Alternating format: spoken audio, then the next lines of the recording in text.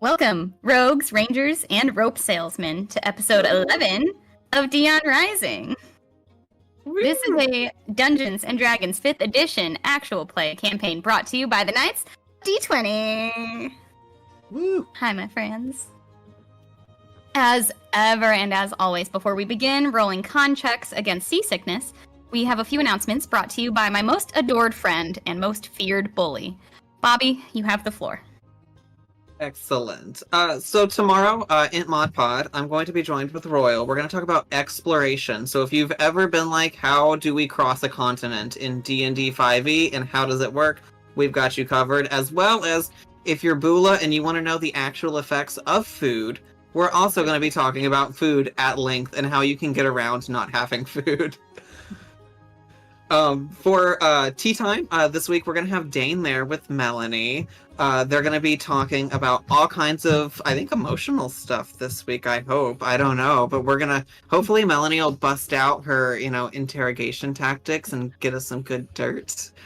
Over at the book club, we are onto a new book. So if you followed with us on our last book, you would know that it was not very good. We didn't really enjoy it. Head over to our YouTube and you can hear our actual opinions and reviews of the book, as well as get the book for next month. So we will be back in book club next Friday, the 11th, where we're going to be talking about the first 15 chapters of our next book. Again, if you want to know what that is, head on over to YouTube. I don't know if we did a Instagram or anything for that. Nope. So you have to go watch YouTube and you have to watch the whole video just to figure it out. Yeah. We gotcha. Casting Friendship, we're going to be sitting with Robin this coming up week. So that's going to be super exciting. Everyone knows that when Robin is on something, Maraway is always ready to listen. So you better get your butts over there and hang out with him for Casting Friendship. And as always, Baldur's Gate 3 on Friday. It could happen, it could not happen. I'll be honest, we're a little fickle with that one, but mainly that's just us kind of hanging out and having fun, and Baldur's Gate just happens to be how we do that. So yeah, that's everything we have going on this week. So I will send it back to our dungeon mother. Thank you, my friend. Thank you all again for joining us as we embark on an epic adventure in the world of Dion, where heroes rise, dangers abound, and legends are born. Players, dice at the ready! Yeah, alright. In session 10, our heroes got to work on a plan to smuggle Dark Down out of Tuzankin in order to help her find an ancient item in the southern city Suntepeli. They cashed in on the favor granted by the Crimson Cloak Thieves Guild and secured passage by sea on a trading vessel. Before casting off, Seraphina took an opportunity to flirt with Coolguard. Maraway learned a bit more about Dion from Killian. Bula showed a little bit of trust regarding Maraway's safety. And Eidos showed his disdain for one-liners. Meanwhile, Zada took a sleepless night to keep a close eye on Darkdown as they waited for a sunrise extraction from the sewer drain. The cursed woman was unreadable as ever, but remained compliant in the plan to travel south so far. Upon reuniting and taking to the sea, the gang engaged the ship's crew in a few drinking games as their fates drew ever closer beyond the southern horizon. 3 days have passed since you cast off from the West Docks, and the Griffin's breath has mostly stayed within view of the Middle Continent coastline. The sun is bright as it rises in the sky. However, you all woke up to very choppy waters today. Everyone, go ahead and please roll a Constitution check to see how well you've handled the rough waters.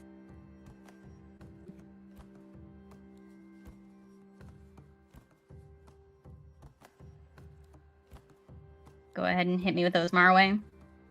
17. Seraphina? 15. What was that? 15. 15. Thank you. Bula? 21. Eidos? Wow. That's a nasty 20. Nasty twins. So dirty. Zada? 6. Oh my god. that tracks, yeah. After it, he Makes is sense. not happy. Killian. I got a 12. Oh. Okay, yeah. Zada, it's been 3 days of this sickness, and you've not been able to keep food down. And we are going to have you play as if you are under the poisoned condition. Boy. Sure. You are seasick. That means you have disadvantage on attack rolls and ability checks. Womp womp. Womp womp. Womp. The cat don't like the water. Don't like being in the boat. The sick Uh, kitty. Yeah, aside from Zada, the crew has really settled into a pretty steady routine with Mr. Pot, the carpenter, teaching the stronger of you, including Seraphina, the rope master, all about the ship's rigging. How to properly drop and raise and tie off the sails, how to secure the deck in response to rough water. The quartermaster, Moore, gave Maraway a tour of the supply hold and a very meager kitchen so that the satyr could provide food and medical care to the crew.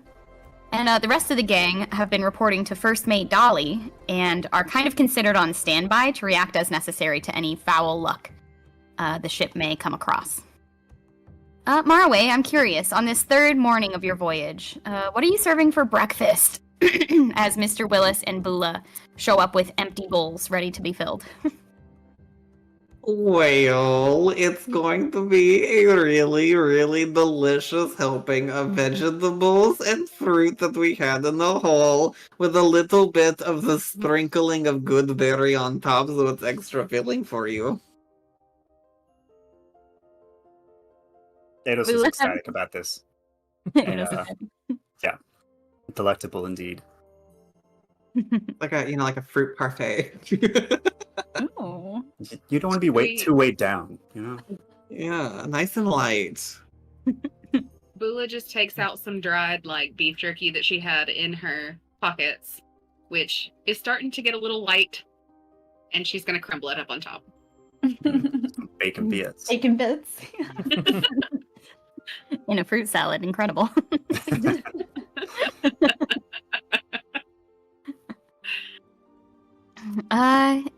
Yeah, you all go ahead and sit down.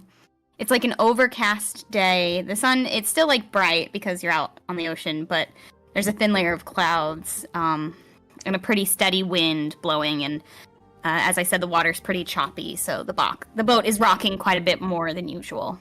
Zada, are you joining them for breakfast? What are you doing this morning since you're feeling so ill?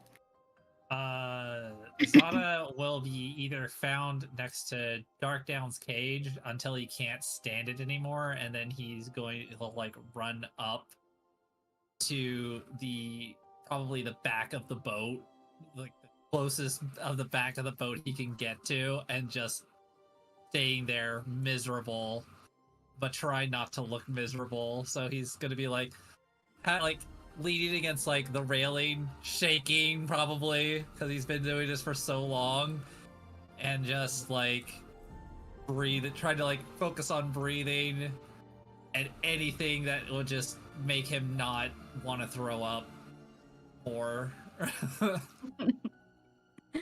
Awesome. Yeah, you all are sitting around, and Mr. Pot, the carpenter, is regaling you all with the story of how he handmade the desk that he has in his home office back in his home city.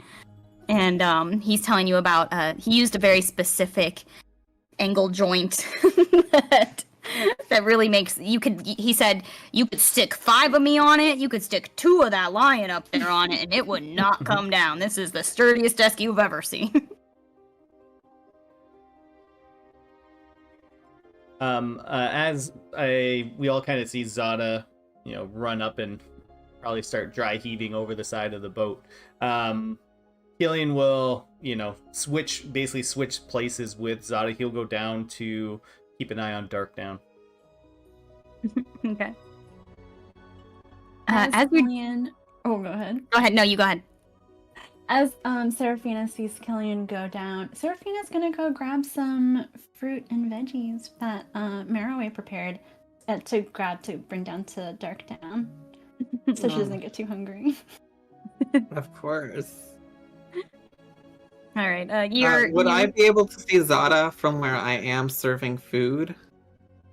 Yeah, I'd say everybody's been served and they've all kind of started to disperse, and you grab yourself a bowl, a little plate of what you want. And you walk out. The kitchen is sort of underneath the very front top deck. So you just walk right out onto the main deck, and you can see up the short flight of stairs on the top deck in the back. You see the back of him kind of hunched over the railing. Yeah, I'm going to go up to him with just a good berry, and I'm going to say, Zada, you need to eat this. It's not enough that it will make you do the throw up, but it will keep your belly full.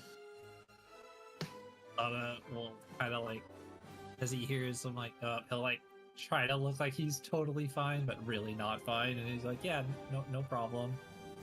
And then he just kind of like sticks it in his mouth, kind of like stays there. Doesn't like actually eat it. He's just looking at you like, I ate it. Is it just holding it in his mouth? Yeah, he's just holding it in his mouth because he doesn't. He's too crazy to throw it back up again. So he's just keeping it in his mouth, like. I'm just gonna Bula just tap him walks on. up there to Just gonna boop him on the nose and cast resistance. All right, what does that give him? On his next saving throw, he gets to add a d4 to it. It's nothing. It's not nothing. Not nothing. So Bula joins him up there, and she just kind of like smacks him on the back, probably a little harder than she probably should. And she's like, "You all right? You're looking a little green under your fur there." And then seeing that he's like barely even able to answer, you know, my great aunt Tootsie, she had this remedy for whenever my second cousin was always just a little bit dizzy. I think it's probably because he had some head trauma at some point, but whatever. Sometimes he was a little bit dizzy, and she would make this ginger tea that would really help with that. I don't have any, but if you could find some ginger tea, it would really help you, I think. Like he's going to like turn to like go what, and then he just starts. Excuse me, and then he'll just go over the rail again.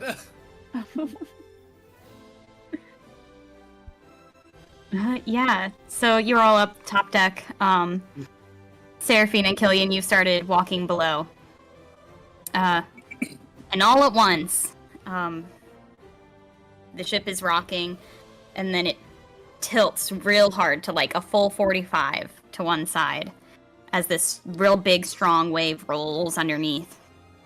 You all kind of stop where you're standing and brace on different whatever you can grab a hold of, and you're trying to like grab onto plates on tables. The crew are down at eating breakfast, and they're trying to keep everything from sliding off, losing their breakfast to the sea. And just as the ship finally starts to come back to even keel, you all relax and loosen your grip on all the railings and furnishings. And just then, something massive breaks through the surface of the water and slams down onto the deck, right in the center of the deck. And saltwater sprays as this huge, massive red-brown tentacle gleaming in the morning sun constricts itself around the main mast. As it does so, yet another rush of water bursts up on the same side, and wood planks groan at the impact of this one as a second tentacle reaches around over the forecastle deck, the very front of the ship, opposite to where you all are, and takes a hold of the front mast as well.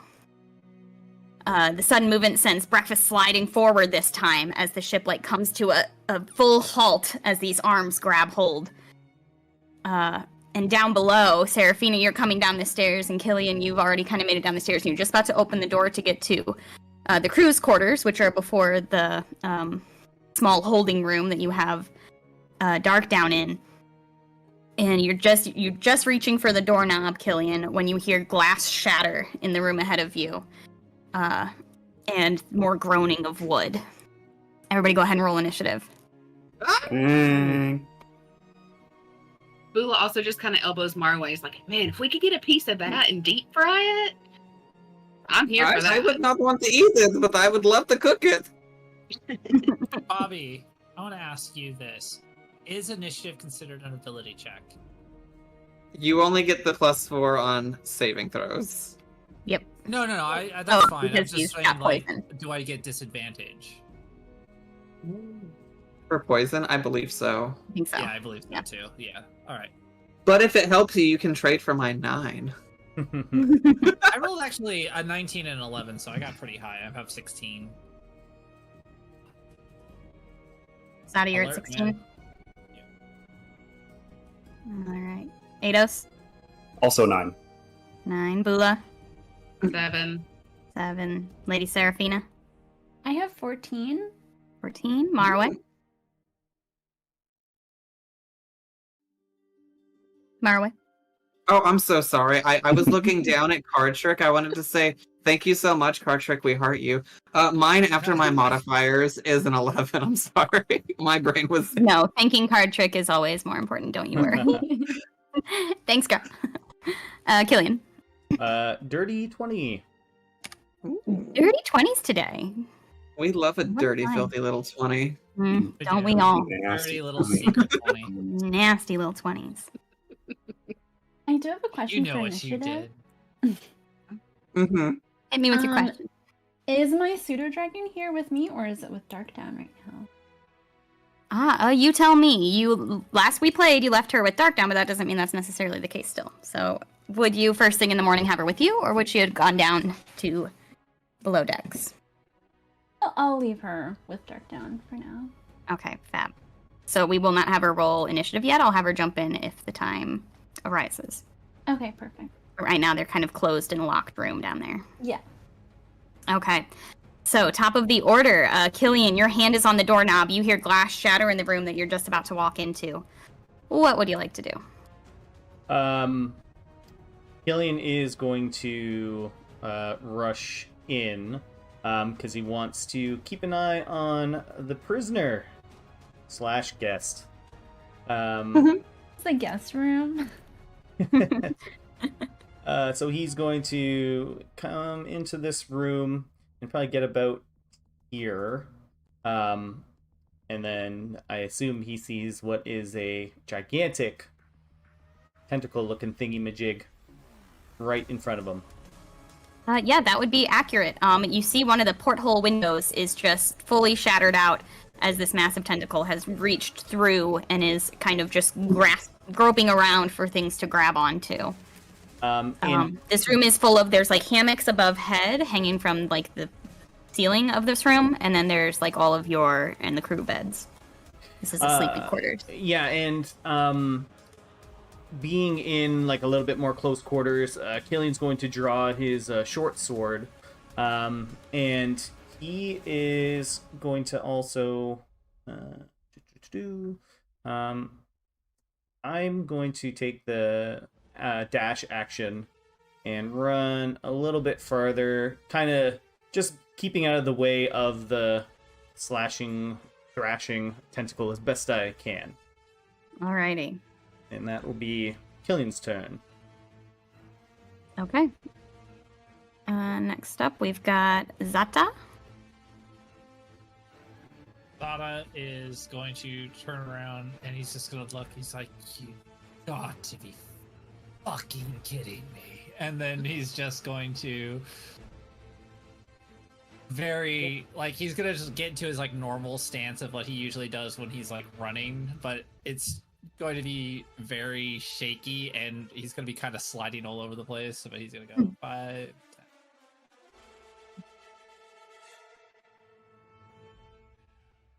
Gonna jump down 35 right here. So, and then he will bonus action Step of the Wind. So, how far of a drop is that from like the top of here down? Like Not even a full 10 feet. You wouldn't really take fall damage.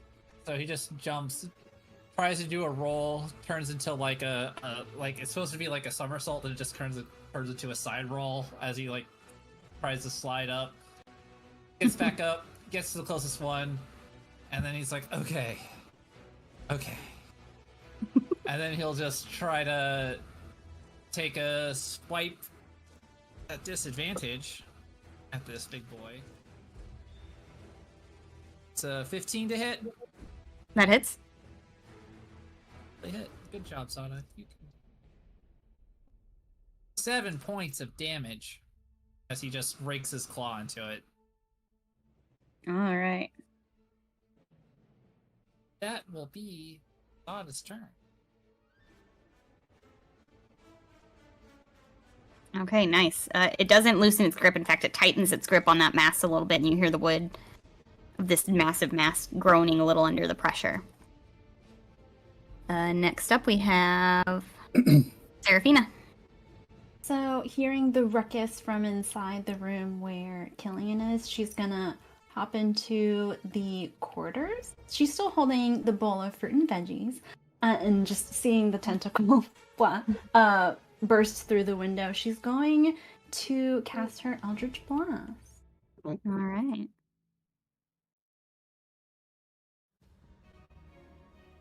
It is 19 to hit. That hits. Nice. It is 8 damage. 8 damage. Very cool. All right. You hear as you land this like really impressive quick spell. You're starting to feel like really good about your casting lately. And you as your spell connects, you hear Glitterbell's little like like growling, angry little noises coming from the back room. Yeah, I'm feeling really cool just like balancing my fruit and casting Eldritch Blast. It's no problem. All right. Up on the top deck, you all see the tentacle that reached up and wrapped around the front mast. It's starting to like wind up the mast a little bit and get like a stronger grip on it, and starts kind of tugging a little bit. The one that's down underneath the deck, down in the crew room, it's still groping around for something, and it manages to wrap itself a little bit around just one of the like support posts down here that are in the center of the room, just sort of grabbing on and gripping. Maraway, you're up. Excellent. Oh, let me get rid of the ruler. So first up, we're going to move just a little bit closer. Oh, not that close. And then I am going to call for Huthermer. And he is going to go kind of in... can you see my ruler? Right here? Right there where, like, the center mast part is. Okie Yes. dokie. Oh, we have 2 Huthermers. Oh, here, I'll delete mine. Double put him in fist there. Crazy!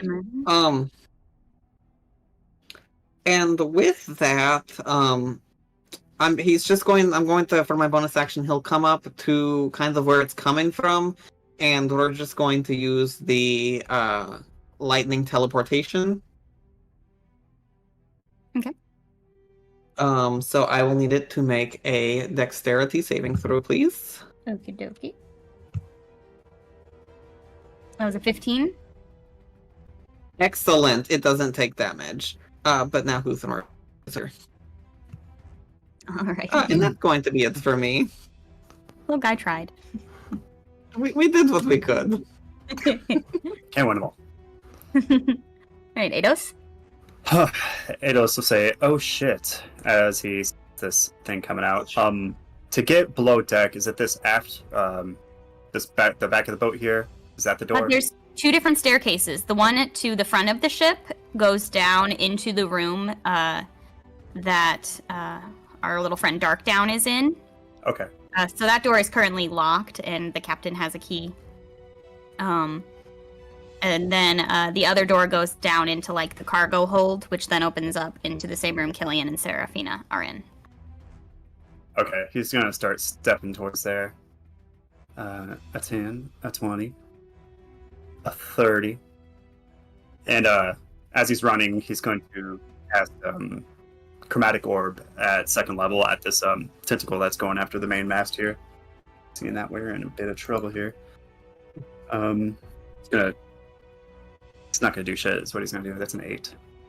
Does not hit. Cool. Seeking spell? Seeking spell. Yeah, I mean, yeah, 1 in room. Alright, Seeking Spell. That's just a roll again, right? Okay. Mm-hmm. Those Uh, are perfect ones. Yeah, let's do it. How's a 13? That does it. Oh, it That does? Woohoo! Nice. Gotta believe in yourself. All right. So that's 48. 8. 9. 9 damage. 13. Sorry. All good. No, thank you. And 19 points of damage. Very nice. Big hits. Okay, that it for your turn? That's gonna be it for now, yeah. Fab. All right, Bula. All right, so she sees Maraway get a little bit closer. This thing is flailing about. She's like, I said we should cook it, but not till it's dead. Get back here. And so she starts to get real angry. So she's going to rage. And there we go. She's going to rage. And then... Okay.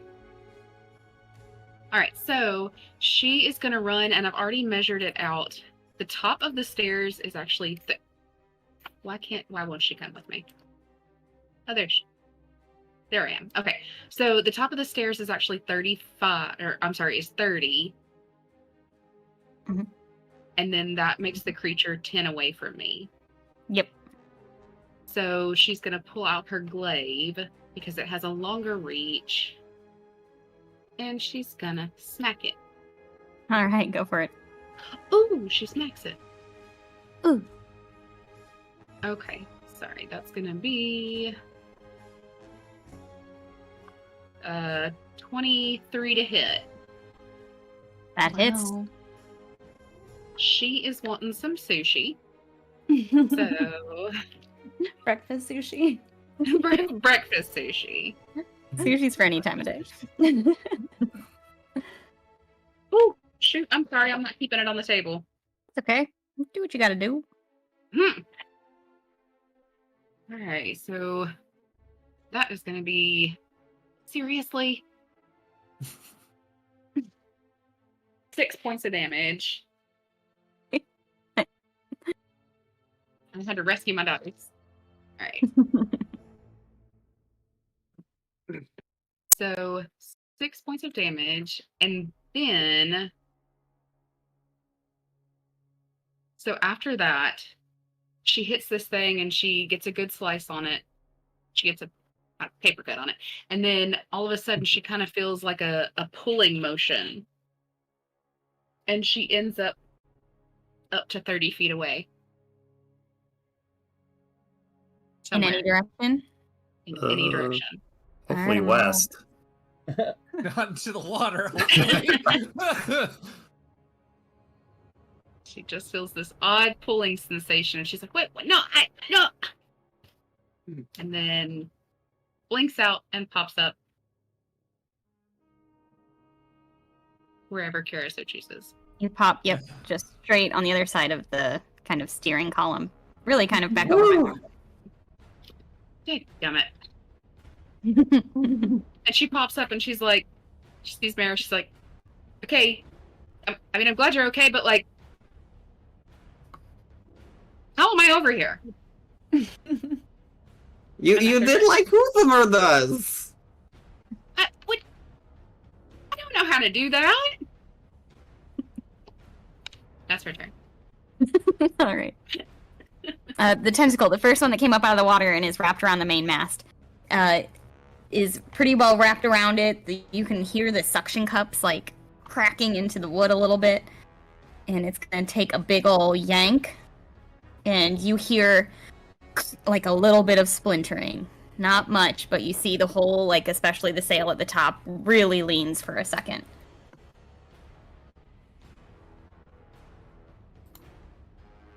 All right. Killian, top of the order. All right. So the one downstairs has kind of wrapped itself around a support beam down there, right? Yeah, it's kind of wrapped around this front support beam. So for game purposes, we're gonna say it is where it is. So if you move in toward it, you're still. Yeah. Yeah, Killian's gonna kind of close in on it, wherever it's kind of close, and try to slash at it because you don't want this ship to go down. So as he draws the short sword back, he's going to feel that now familiar sensation of his eye course through his body, and for the first time, his short sword is going to begin giving off that kind of bright glow as he takes an attack against this tentacle thingamajig, and 24 to hit. That hits for sure. All right. Definitely. And I'm going to go ahead and just use a Divine Smite on it as well. Oh, I didn't mean to do that, but that's a good roll. Alright, so first the attack there. So that's going to be... so it's all going to be radiant damage. So 8 with the short sword, and then for the radiant damage, another 8. So 16 points of radiant damage total against this tentacle. Love it, yeah. You be smiting. Anything else? That's it. All right. Yeah, your blade or your whip sizzles into it and kind of sticks there as it's like very sticky flesh and blood kind of melt around your whip a little bit. Well, this is my short sword I'm using, so I'm like... Oh, short sword, sorry. Thank you. Yes, around your sword then. Even grosser. Zada, you're very sick. What you gonna do? Zada is going to. Why is it every time a boat I get fucking attacked by sea monsters? That'll be 14 to hit. Yeah, that hits. 4 points of damage. Why not? We're gonna spend a focus point. Sorry, focus point, and flurry of blows. 2 more attacks at disadvantage. That's another 14. Alrighty. That's gonna be 8 points of damage.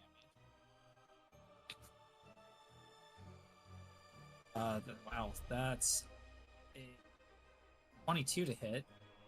That hits. 18 to 17. Another 4 points of damage. Aft. Wait. What's that? I think that's it, right? Did 1, and then there's 2. I think so. Like, wait, yeah, I was counting. Does a 12 hit? Just hits. Okay, Ooh. well then. 7 points of damage. Another 7. Nice. You're wailing He's on it. just digging his claws into it. It's more like he's kind of like climbing onto it instead of just like punching like he normally does. He's just kind of like fairly just like clawing into it as he's climbing into it. And then that's his turn. My cat did bat up my leg once. That hurts. Yeah, Highly that's effective. basically what Yeah. he's doing to it. Highly effective. Okay. Serafina? Seraphina, hearing my pseudo dragon in the other room, I feel a surge of power, and I will cast my Eldritch Blast again. Nice. All right. Give it a shot. It is 13 to hit. Mm-hmm. That hits. I have 8 damage. 8 damage. Nice. All right. Anything else? That is it. Cool. Yeah, up on the top deck, the one holding the front mast is gonna give it a big old tug. And you hear the same kind of splintering that you heard on the first mast.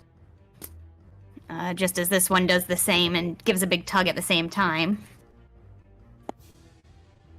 Ooh! And the support beam down here starts to splinter in the middle, starts to buckle a little bit. And the wood of the ship is just groaning as like the water is at this point just still the water of the ocean is still buffeting it around, but these arms are holding it steady in place. Marway. All right. So the first thing that we will be doing, Huthermer's gonna run over to Bula, and we're going to go ahead and teleport her into the battle. So that's Thanks, going to put both of us right here. No one's gonna take damage though, unfortunately. And as it begins to buckle and groan, Maraway feels a sense of like a need to protect people. And through this need, he clutches his staff really tight, and his purple tattoos start to turn a shade of green. And out of absolute thin air materializes a slightly off, kind of green-colored wolf creature that materializes right next to. We're gonna put it right next to Zada. Excellent. And that will be the majority of Maraway's turn, but then his little wolf friend, he yells out, "Oh, hello, Siege! Welcome! And Siege is going to start his siege on this beast. And that's going to be a 14 to hit. That hits. And that's going to be 9 damage. 9 damage, nice. Alright, yeah, this thing may be tugging at this mass, but you're all taking chunks out of it at this point. It is a seafood bonanza up here. Anything else from our way? That's going to be it. Alright, Ados. Alright, time to kill Amari. I'm going to cast innate sorcery. So that means that I'm super strong. See streaks of electricity flickering through my white hair. And then that's a bonus action. And then I will cast Witch Bolt at first level. Alright. It's gonna be... Has Witch Bolt ever actually hit? I think this is like the second time I've done it. So let's see. Really rooting for you. Mhm. We're doing it. We got this. Yeah, it hits sometimes. That's gonna be a 23. Wow. Let's go. All right. Oh, and I have advantage on that anyway, so that's cool. Now I have to remember what D12 looks like. That's gonna be a 10 plus 12. That's 22 points. Damn. It's just a sustained beam of electricity connecting Ados's rod to this tentacle around the main mast. Yeah, and it, like, the water that's still kind of dripping off of it, like, conducts your lightning. As, like, all the way up to the tip of it and all the way down into the water, and you see both of the tentacles that are up here, like, the other one starts to convulse with electricity, too. So both of the tentacles are lit up with this electricity that you've just put onto it. It's not quite, that arm isn't quite dead or anything, but it looks to be very, very painful compared to everything else that's gone on. Nice. Anything else? I'm going to take wrong mouse. I'm going to take a step behind Bula here, just for safety, and kind of back into the doorway to kind of have both feet on both sides of the fence here, just in case the people below need more help. Got it. Okay. And then I'll be done. All right, nice. Bula, go ahead. All right, so seeing that she has just keeps popping in and out of thin air for some reason, she's now up close and stuff, so she's gonna stick her glaive back on her back and grab her big ol' great axe. Cool. Because who doesn't like a great axe? And we're just gonna chop at it. Nice. Oh no. Okay, we are definitely using a lucky point. That was a nat 1. Ooh. Oh my gosh. Yikes. And this is why we have lucky. Okay. Not that much, but not a nat 1 though. So 16 to hit. That hits. That hits. All right. So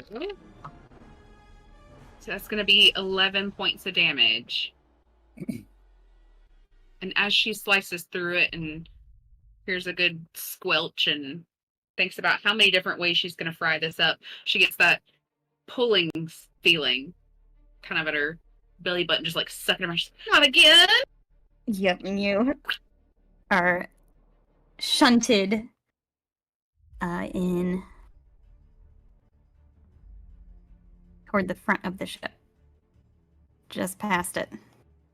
And as you are shunted in that direction, kind of forward, really, from where you were, you see that in the time that it took you to get shunted, the whole tentacle, having been sliced off halfway down by your great axe, has fallen off of the mast and just landed with a thud on the deck. And the part of it that's still attached to whatever is below recedes into the ocean. So this middle tentacle is no longer holding on to the mast.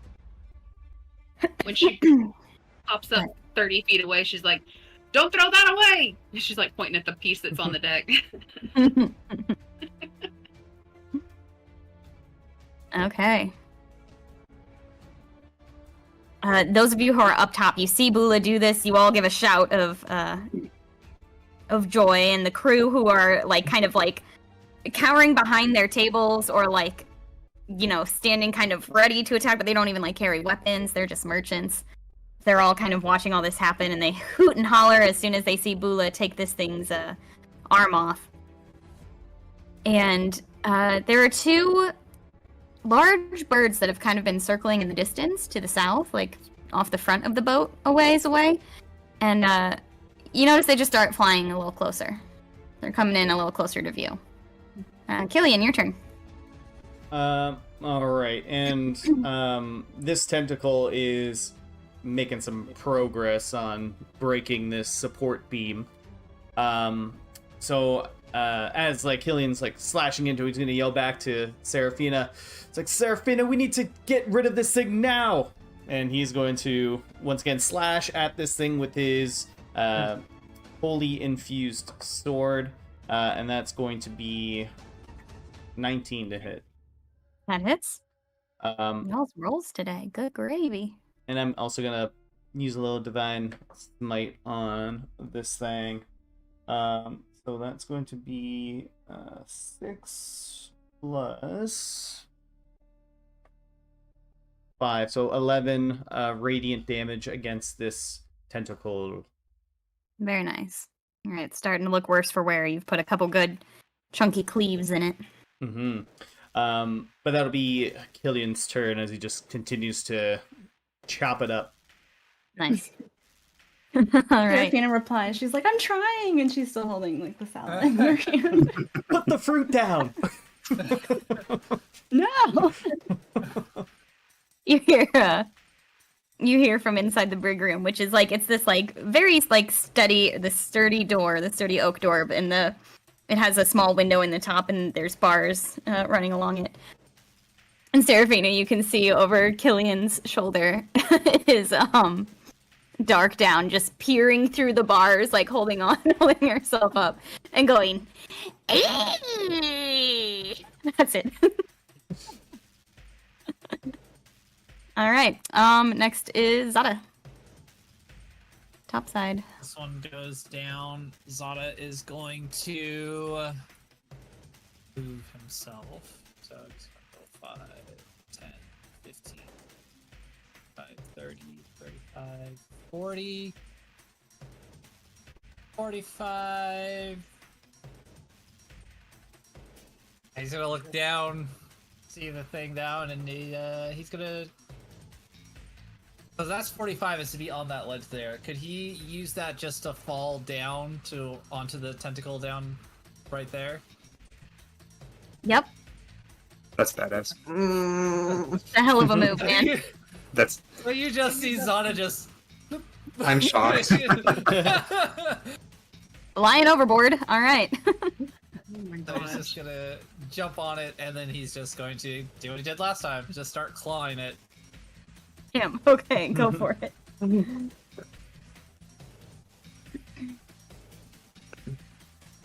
That is a 16 to hit. That hits. 6 points of damage. Okay. It's a 12 to hit. That hits. Oh yeah, he's gonna use another focus point to do flurry of blows. So he does 4 points of damage. Okay. One more. That's going to be 18 to hit. That hits. There's a 6. That's 9 points of damage. Nice. Yeah, you land on it, and it has no bones really here, but you are just clawing into it, and it's like if anybody could He's see just, you, like, which I don't think anybody raking really it. can. You're No. like riding the bull down there on this tentacle. I wonder if people you guys inside, we're just gonna look outside, you'll just see a Zana just on it.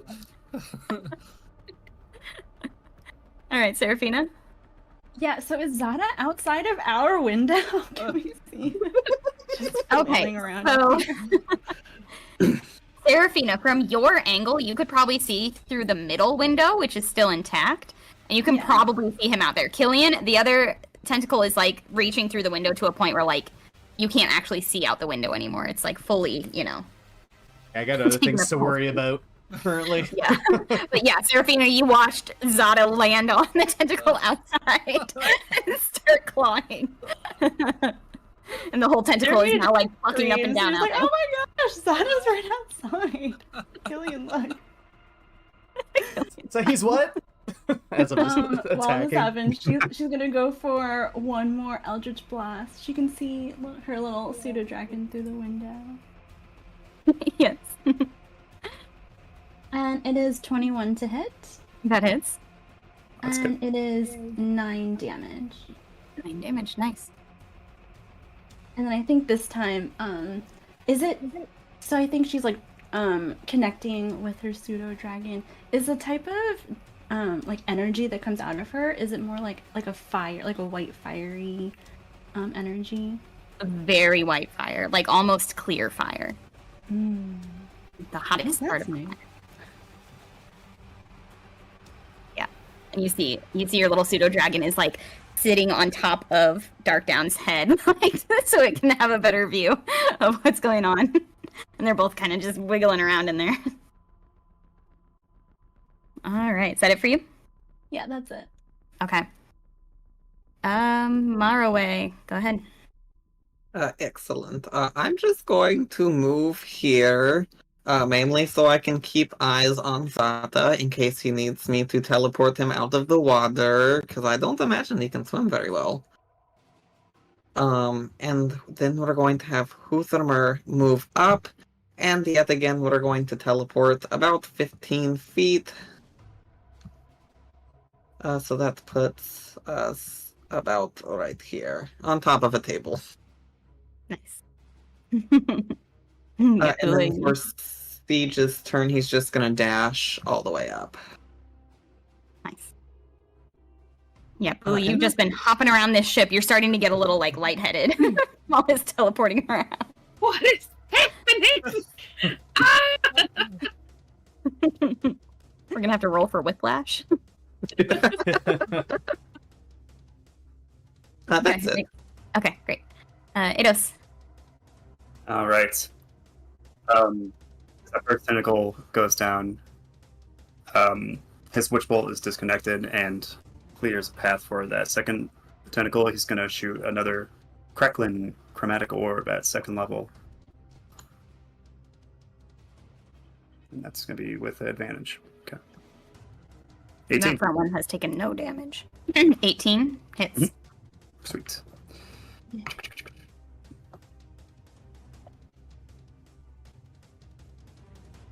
5, 9, 14, and nice.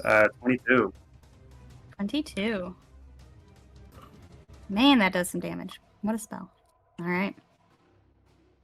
Anything else? Yeah, I'm gonna step a little. No, I'm fine. I think that's it for me. Okay. Bula. All right, so she's first of all going to take just a second Dang. I feel like the laundry that got left on the clothesline when the tornadoes came through. She's gonna like shake herself off real quick, and so there is this third tentacle here that we're seeing, correct? Yes. Like the one in the front? Yeah. Yeah. Mhm. Yeah, okay. So we are close enough there. I mean, we're kind of at the tip of it. She is going to go on ahead and move up just a little bit to get to a more meaty part of the tentacle. Yep, go ahead. Okay. Did you just move me? No. Did you move? Do you need me to? No, I did not move me, but I moved. Okay, so I'm going to go. Okay. So she's going to kind of move just up here where she can get up towards more of the meaty part of the tentacle here. Yeah. All right. She's going to slice it. Ooh. With a nasty, dirty 20. Another dirty 20. Mm. Yep. That'll hit. Okay. Alright, so 15 points of damage. Nice. She's gonna get real into those thick, squishy layers. Suction cups and all. Yeah, Suction very cups much and a all. suction cup, like, sticks to your elbow. Joke's on the suction cup, though, because then all of a sudden I get pulled back away again. You absolutely take the suction cup with you. As you get shunted up to the point where you're standing on top of it. Up higher on the deck. Mm. You're She gets there and she's like... It's like pulls it off and throws it behind her. Gross. Anything else? No, I have to. Okay. Killian, below decks, what you doing? How is this tentacle hanging on here? How's it looking? I mean, if I'm being honest, it looks really bad. It's like hanging on by like a thready, weird muscle. All right, then that's what Killian's gonna go for, that thready little sinewy bit. Ooh, dirty 20 to hit. Wow. Let's go. Yay! Dirty 20s. I just want to say that needs to be our next little Emote. Emote. emote. Yeah, it's like a I was just dirty, thinking filthy Little 20. You nasty Dirty 20. little 20. Oh, yeah. You know what you did. You So dirty naughty. 20. And just like in just a furious, like, just keeps just chopping at this tentacle. He'll do another divine smite. So that's gonna be 9, 10, 15 points of radiant damage. Yeah, I think that'll do it. That's it. Oh, you son of a bitch! Yeah, you're like, it was like barely holding on around this support beam, and you're just like slicing. It's like wrapped around 3 or 4 times, and you slice through one part, and then another, all the way down until you've got like multiple chunks of calamari laying on the floor at your feet, and the rest of it slithers and falls back down outside. At which point, Zada, you better make a deck save as this thing starts to go and retreat back under the water. Don't worry, it's at disadvantage. Yes, it is. He's got it. That's a 4 for a Oh my 7. gosh. Well, you were clawing at it really well, to the point where you can't quite retract your claws fast enough, and you get pulled under the water with this thing. And Serafina, you manage to see out the window as Zada just goes, ends up beneath the surface. Way down out of your And the view. Home Alone, like, shocked face. Holding your plate of fruit still. Best waitress. Luckily, it is Zada's turn, so you can go ahead and try and do something. Yep. I mean, feasibly, you can use your turn to like let go and try and swim to the surface. That would be a bonus action. I want to let go. Oh, let go. Find the floors. Oh, okay, sure. Yeah, why No, not? Just, Don't be a quitter. just keep. I'm just gonna keep clawing at it. That's what I'm gonna do. Just going down to the Just sea. going over the rules of how long I can hold my breath. If We did. If I have a constitution of 14, how long can I hold my breath for?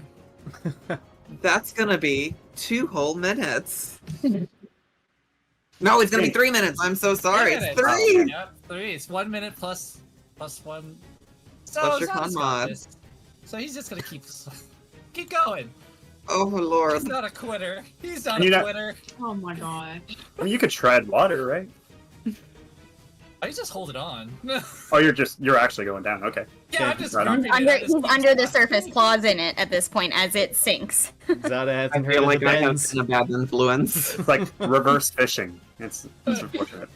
Yeah, he's gonna use it to like climb down into it. So he's just like gonna start climbing closer to whatever the source is. Okay. Do you want to call that like double your movement? You're kind of dashing under the water to do this? Sure, step of the wind. Okay, Step of the wind. okay. Got a bonus action. That's what it's for. Mm.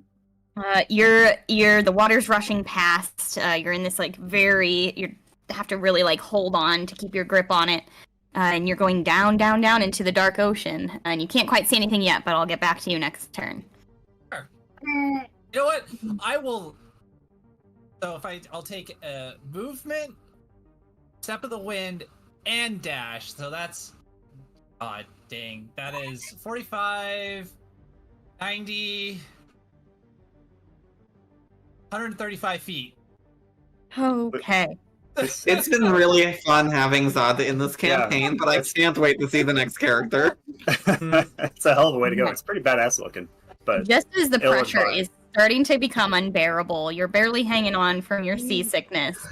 And the tentacle is getting thicker and thicker as you follow it back toward the body of whatever this thing is. And as the tentacle retracts, it's like chopped off at the end, and it pulls you right up to this giant squid eye, just looking at you, bigger than you. This eye staring at you. And You that's know your how the turn. cat- Yeah, we're gonna get back to that. We'll get back to that. Top side, Bula, you're standing up. You just got shunted on top of this front tentacle. It's not looking super great either, but just as you're about to make your move, you see coming closer on the horizon, you hear this like squelching, screeching sound as this flying amphibious thing is approaching. That from a distance looked to be some sort of seabird, but is clearly some sort of sea-flying amphibian. And it is going to fly in and do something mean, I think. It's not going to be nice, that's for sure. As long as it doesn't try to steal my snack that I just chopped off and laid on the deck. I think that's exactly what it's gonna do, or find you as a snack. So She can It deal can with come that. at me. That's fine. Don't come for my snacks. not the food. Yeah, it is kind of like going in toward the deck, and it takes a hit swing at you just because you're there and looking defensive. Its first attack was a 9, so that I'm assuming does not hit. No. And as it keeps flying past you overhead, it takes a swing at you with its stinger, which is a 7, so that does not hit. Does not hit. And it stops and hovers above you, a little bit frustrated. This weird flying creature thing, and it's huge. How far Uh, above me is it? Oh, it's 5 feet above you. It does not have a very far reach. It's in my space. It sure is. All right. So was that it for it? Yeah. Yeah. Okay. So it's 5 feet above her. So she's gonna go upwards with her axe this time. Hell Oh. no, you're not getting my snacks. It is not your turn yet. Oh, I thought you. Okay. No, sorry. Yeah, it is. It just came at you because you were the first one on the ship, or the first one Fair. close. Fair, fair. As you were describing it, I'm sitting here like doing the math. I'm like, did I just get skipped? And then you were like giant bird thing. I'm like, oh no, we're just getting more enemies. Just ads. Serafina. Oh Hello my there. gosh, Killian, did you just see Zada go down into the water? He Oh my what? gosh, so she'll like run to the window to where Zada was. To like look outside. Is he just like in the water completely? You cannot Can I see see him anything. at all? You No, he's see like 120 you see feet He's below water. 135 feet down. Oh my gosh! So she's Yeah. looking out the window. there's no comprehending sign what of just him. happened. You're looking back Can and I- forth, and it's just choppy water surface out there. Oh my gosh. So she'll turn to Killian and say, I think he's inside the water. Can I see the other tentacles on the other side of the ship? Just like while I'm down here? Yeah, if you went to those windows down there, yes, you'd be able to see. Well, one of them has retracted under the water, the one that was on the main mast, the center. Okay, But the one in the front of where the ship, Bula you can is- still see it kind of reaching just past the front window over on this area. Can I cast a spell through a window? They are like pretty thickly paned glass windows, so you could Okay. feasibly try and like break the window pane. But I don't think you can. Okay, I just can't walk open through it. glass. It's not like a sliding. No, it's definitely not a sliding window. Very helpful on a boat. Water level. That's fine. Okay, I will attempt to break the window, I suppose. Yeah, maybe I'll just like try to Eldritch Blast the window. I'm trying to reach the tentacle through the window, not realizing what my Eldritch Blast can do. Yeah. It is a 10. Okay, a 10. The glass, the force of your blast, makes the glass like splinter. It doesn't quite shatter yet, but you've done damage, just not quite enough yet. Tell me how much damage that did. 5. 5, yeah. So you've splintered the glass, but it's still kind of in place. It is very thick paned glass, specifically to hold up with the ship in the storm. Mr. Pot's gonna be That's so fine. mad at you for breaking the window. What else am I supposed to do? I Killian- don't know. Killian just Go wants to- upstairs. Kelly just wants to smack the tray out of her hand because she keeps holding it the whole time. Blast. It's like, would you? Blast. Shush.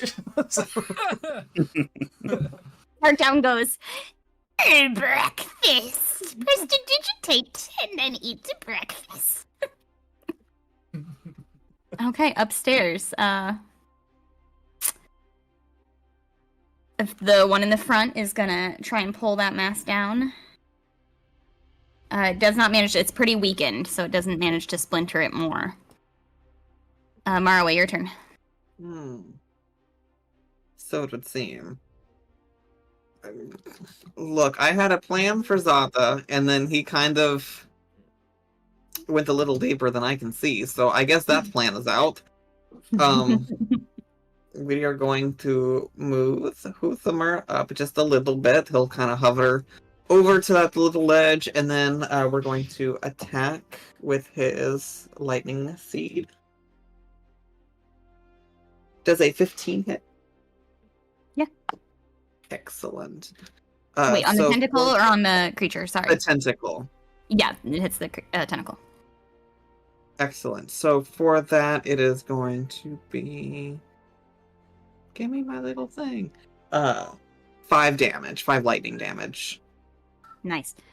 And once again, it looks to hurt it more than a lot of the other attacks have.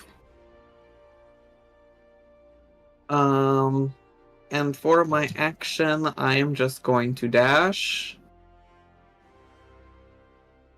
up to here. And then for Siege's turn, he is going to attack the tentacle, and since there is an ally within 5 feet of the tentacle, he has advantage because of pack tactics. Indeed. Thank goodness for that. That's going to be a 17. That'll hit. It's going to be 9 damage, please. No. Nice, nice. It's starting to look messed up. Nice. It's barely able to keep a grip. Anything else? Excellent. Nope, that's going to be it from me. Okay.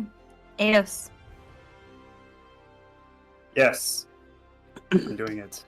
I'm doing this thing. Second verse, same as the first. I'm gonna cast another chromatic orb at this this tentacle in the bow of the ship. Okay. That's 10 on the first roll and 16 on the second. The second hits. Thanks, or I don't know who I'm thinking. Thanks, dice. You Uh, thank me. Thank you, Dungeon Master. Okay. Thank you, Little Master. 18. 18 damage. Oh boy. Oh boy. Oh boy. It is so close to dead. Oh, man. I want it. Damage and damage and damage. In fact, it starts to like try and retreat down this mast. It's Moving too late slow. for that. Oh yeah. Speaking But of too late, that other bird finally reaches you, reaches the ship, and comes swooping overhead and comes towards Siege. You bet that don't. I bet you I bet do. I am. I bet I am. It looks tasty. He does look pretty tasty. He's a cutie patootie. It's good patootie. That would be a 22 to hit with a bite. Would you believe me if I said it misses? I wouldn't. I don't think I would. You shouldn't believe. No, it is. I don't believe that at all. That's a tanky ass dog. You better believe it. Born yesterday, I was not. Okay, so that is 10 piercing damage, and Siege is grappled. Excellent. Okay, and then it's gonna also, while it has you grappled, Siege, it's gonna take a stinger attack on you. That would be a 17 to hit. But that will hit. Yep, that makes sense. That's gonna be 18 piercing damage. Excellent. And I'm gonna need a con save from that little puppy. He's got con for days. It's gonna be a 22. Oh yeah, okay. Dang. He saves. He got a 16 con. We got that +3, baby. Okay. That's it for it. Bula? Right. Now, she's gonna take her axe above her head in like a fly swatter motion, but with the sharp part. Okay. Okay, I'm with you. So she is going to.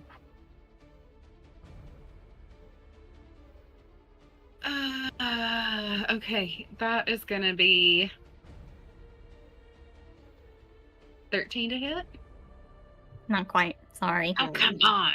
It just flaps up one big gust. And goes just out of your reach. Okay. And I didn't hit it. Okay. Well, in that case, then she missed, but she still feels the kind of pull. And she's like mid like fussing at this thing. Don't you get my snacks and you get out of here. We don't need you. We already got things to deal with and this is not okay. But like halfway through, she's like just blinks out and finishes fussing over here. And you are shunted mid-air off the ship. Immediately fall into the ocean. Stop. You barely have time to catch your breath before you are plunged under the water. Oh my gosh, Killian! Bulla just went off the ocean too! Everybody's, what's going on up there? Why are they going into the water? It's not seem smart. As you two are arguing about this down below decks, Killian, what are you gonna do?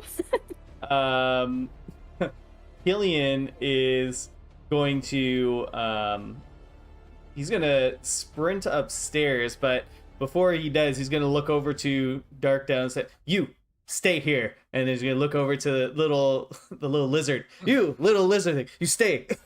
And he's gonna take off, running with a dash, and he's basically gonna be able to get to the door over here, kind of leaping and hopping and sliding under the hammocks as he goes. And that's it, because you got to get upstairs. You hear Darkdown say, "Darkdown, stay with little lizard." And next up is Zada. I'm gonna make a correction because swimming speed is I don't have a swimming speed, so I only got to go 67 feet down. I am Oh sorry. man. Well, I mean, lucky for you, Ruined it also was the short end of a tentacle, so you are still eye to eye with a giant squidtopus, because I can't decide if it's a squid or an octopus in my head, so it's both. It's both. It is the mighty squidtopus. Okay, he's just going to like the little kittens do. He's just going to do this and go towards the eye.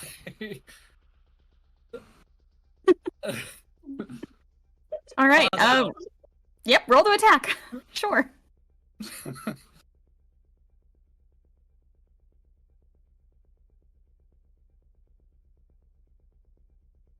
15 to hit. That hits.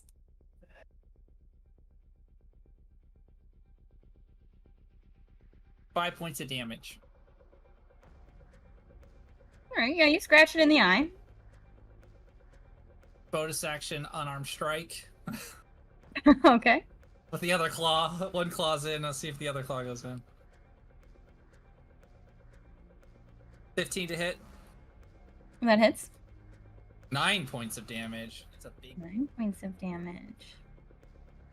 All right. Yeah, I mean, it hurts, but even it's like, I mean, it's made for under salt water. So, like, you can feel there's, like, many layers of membrane before any real eye tissue, I suppose is the word.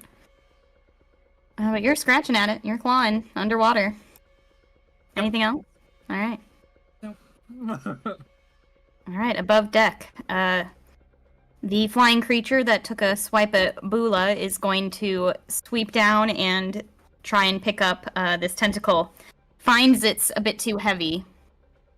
And goes for the next best thing, which is Quartermaster Moore. No. And it's going to try and bite it for a grapple. Uh-oh. Ooh, and that was a 2 on the attack, so... Or 7 on the attack, so that's no bueno. But it'll also try and sting him. Also misses. The quartermaster, like, quickly dives under the table here and is hiding from it. Seraphina, below decks, what you gonna do? Yeah, so Seraphina, realizing that her Eldritch Blast cannot be cast through a window, she'll run in the direction that Killian's moving towards. She'll look back at Darkdown and her pseudo dragon be like, "Be good!" And she doesn't realize that she's still holding the salad. She just like runs upstairs. You would do great as a waitress.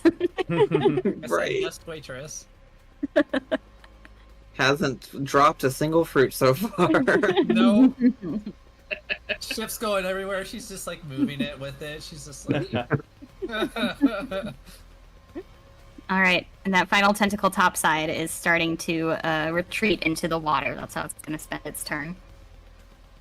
Marway, you're up. It is still visible. It's just starting to slither down off of the deck. Excellent. We're gonna have Huthermer come here.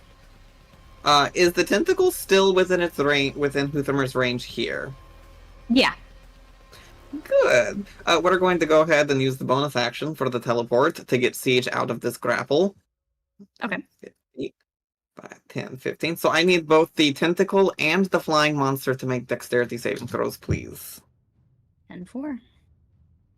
For the tentacle, that was a nat 1. Perfect. And for the other monster, that's going to be a 5. Excellent. They're both going to be taking 8 lightning damage. 8 lightning damage. Nice. All right. Um, The tentacle goes down. How you want it to look? I'm not really focused much on that. I am at this point in save people mode, so I would imagine it's just a staticky mess. Kind of charred it is. maybe a little bit. Yeah, that it is. Lots of At this point, it's no longer like sushi grade. It's no longer raw sashimi. It is calamari. Definitely. Perfect. I'm going to run up, and for my action, we're going to do Cure Wounds on Siege. Okay. And it's going to be 17 points of healing. Love. All right.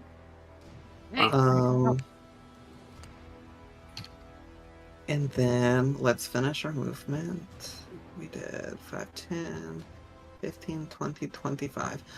I'm going to yell down to Bula and be like, you have to focus very, very hard on the place that you wish to be. Focus on me. And that'll be the end of my turn. Okay. Eidos. Alright. Seeing that Mr. Potts is in trouble, Eidos will start walking forward. This will not be the last day he talks about his beautiful dovetail carpentry. It's and he's going to get a little bit closer, but not too close. Bravely, but safely close. And he's going to hit this first flying lizard face with a witch bolt. Double handhold that rod. Don't. Nice. All right. Damn. Don't. All right. That's a 21. That hits. Cool. Okay. It's a good thing you used both hands. Don't. It's 17. Nice. All right. Firm grip on that rod. Firm grip. A Yeah. Firm grip. Yeah. Don't let it slide away. No. And yeah, it looks like that's it. He'll say, "Get away from the bitch," and that's it. I realize I didn't take Siege's turn. He goes directly after me. Oh yeah. Go ahead and throw him in here. Yeah, we're just gonna jump down here. Does Mr. Potts count as an ally?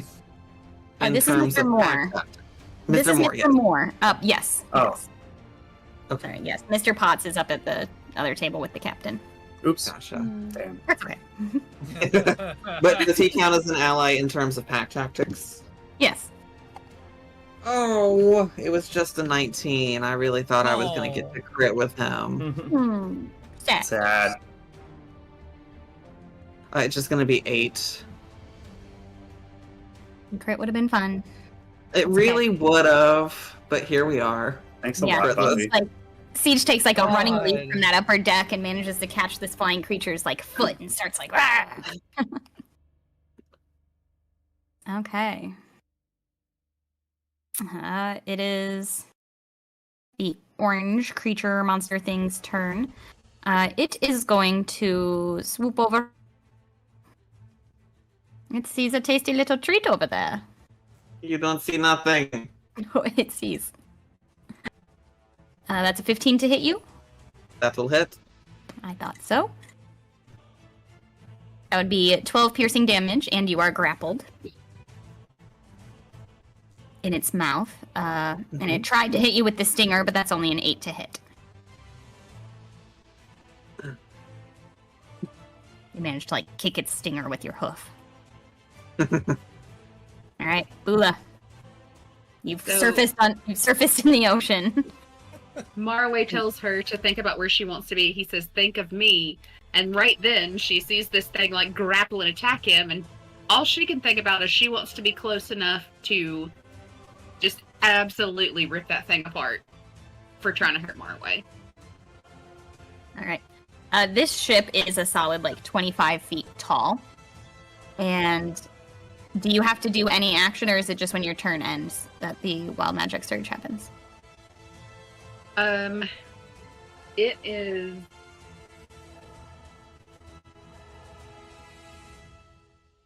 I can use it on each of my turns as a bonus action.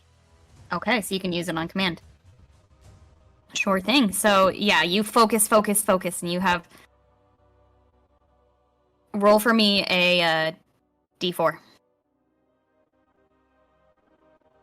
2. All right. You focus as hard as you can, and you feel yourself whoosh up out of the water and pop up on the deck next to Marway and the flying creature that's got him in its mouth. You said these things are really big, right? Yeah, they're large. So the thing is like grappling it with his mouth, so I could hit its body without hitting Marway, correct? Correct. We are slicing this thing in half.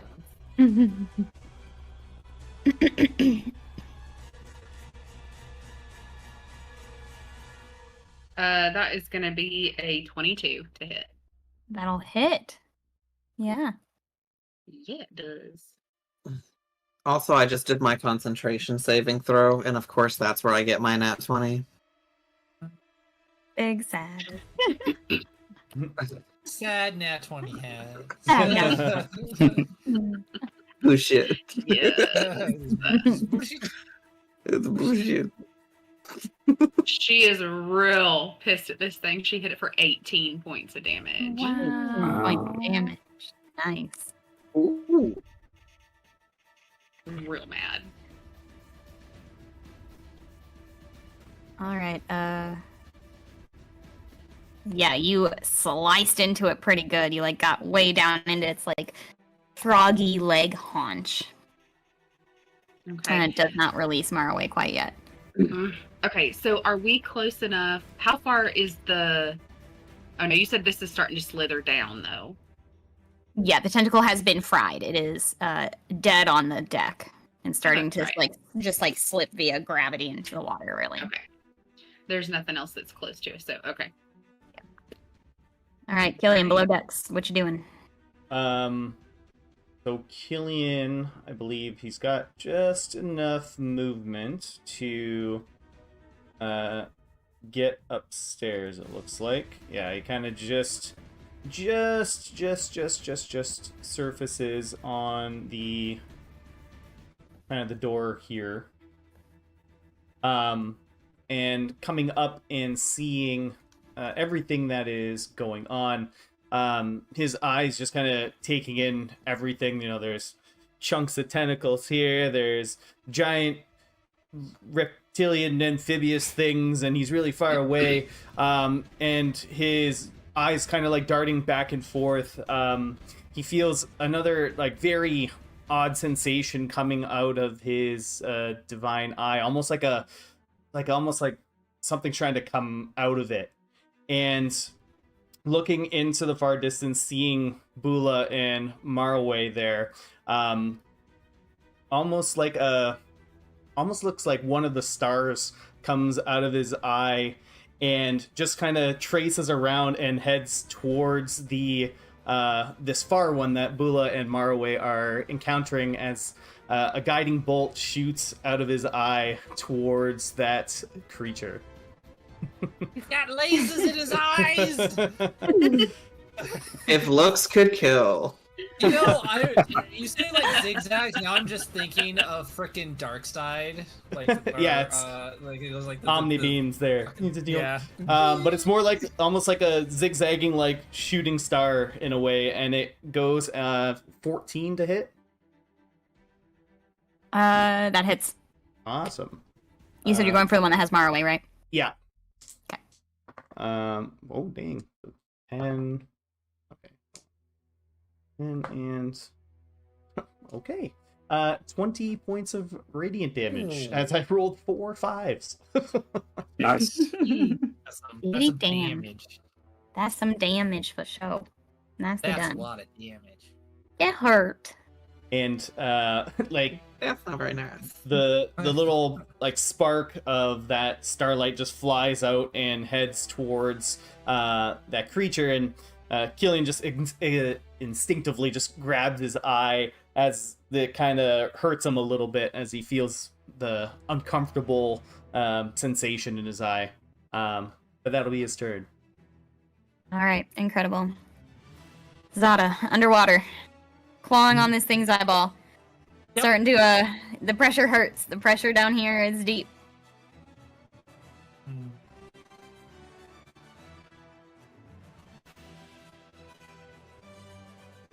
What you gonna do? Gotta keep clawing at it. Makes Go sense. for it. Go for it. 15 to hit, That hits. 9 points of damage. Okay. bonus action, unarmed strike. Oh, there it is. There's a 4 finally. So that's 9 to hit. I don't think that hits. No. Oh. Yeah. So we'll hold on for another turn. It's fine. What It's could fine. possibly go wrong? Yeah, It's fine. what could It's possibly fine. Go wrong. Is it combat if Zada's not in mortal danger? Ain't that the Exactly. truth? Listen, he didn't have a building to vault off of, so he had to vault off the boat. As you do. Some To be things don't fair, change. Bobby was like, hey, why don't you just go down with it? And then I was like, you know, yeah. You cannot listen to the chaotic voices that come out of my mouth. Oh, yeah, I can. I said that to anyone else. Anyone else would have been like, oh, Bobby, you're so silly. And Zada's like, you know what? That sounds like a great You know idea. what? You got a point. You're onto something.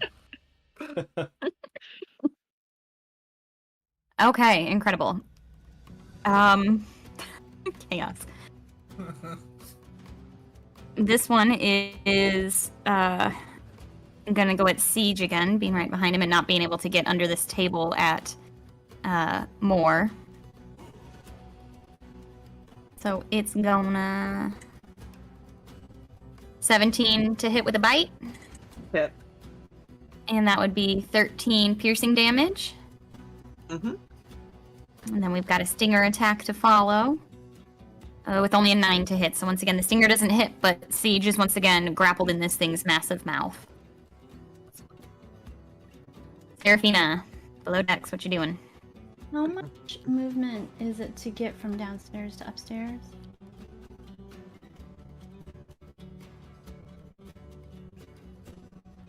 At like 35 or 40 from where you are, you'll be at the door. Oh goodness. Okay, I guess I will go up. I have 30. Okay, so you could probably see and blast off a spell from like halfway up the stairs. Okay, I'll try to do that. Okay. Go ahead and do that.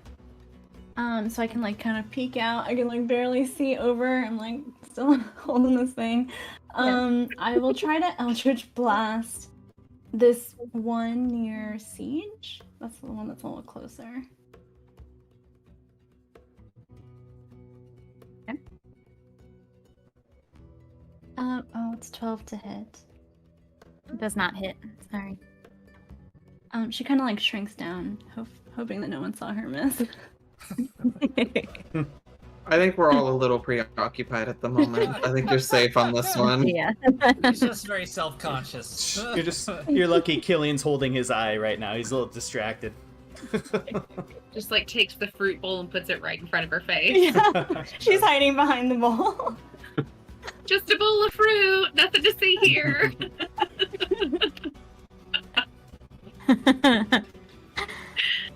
Okay, Maraway in a grapple, attempting to be kidnapped or swallowed or some nonsense. What are you gonna do? Don't worry, we're going to get out of this. We're gonna have Huthermer come up, of course, and save the day, because that's what he does. And we are going to teleport the two of us 15 feet away.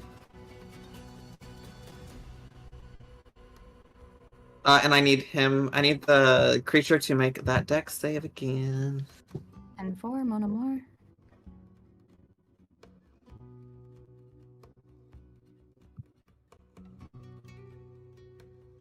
Seven. Excellent. It's gonna be 7 lightning damage. Incredible. Love that for us. Me too. All right, it's starting to hurt, starting to get toasty. And well, that's probably no. You know what? We're gonna. I think. I don't know. I think we're going to end there. We're gonna cure wounds ourselves. We've got the spell slots for it.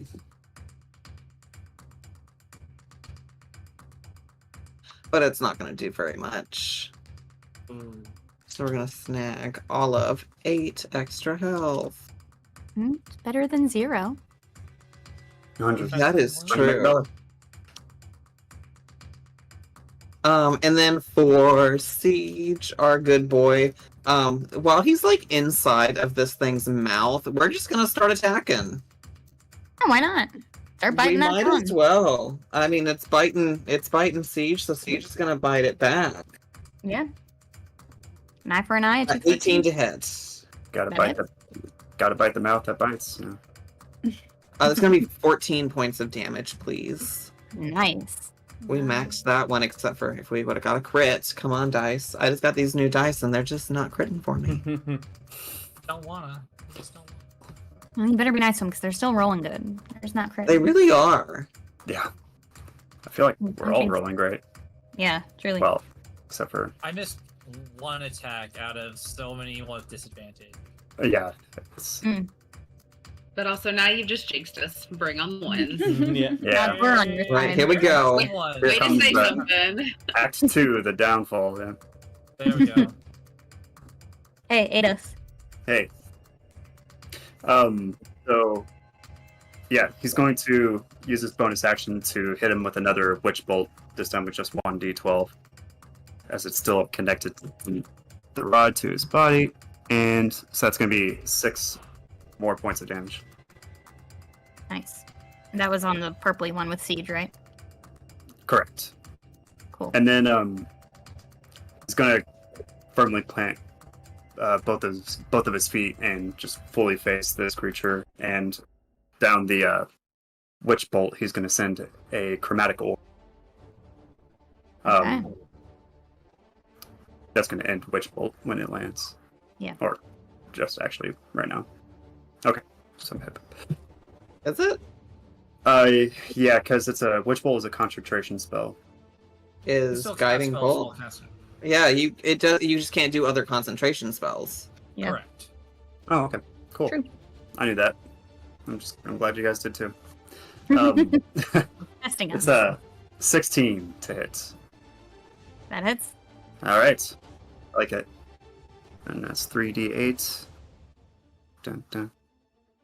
No, no, no. Do I want to use sorcery? I'll stick with 12. Yeah, 12. 12 damage. 12 damage. Nice. Oh, yeah. Okay, that it for you? That is it for me. Nice, nice.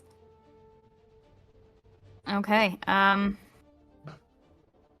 the creature up by Bula is gonna be upset that its dinner was just taken out right out of its mouth, so it's gonna bite at Bula.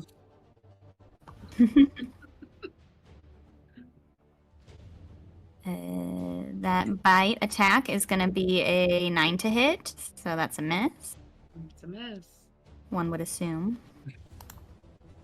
It's gonna come at you with the stinger to follow up. To hit. I'm sorry, how much? 17 to hit. Okay, sorry, you cut out there. Yeah, that hits.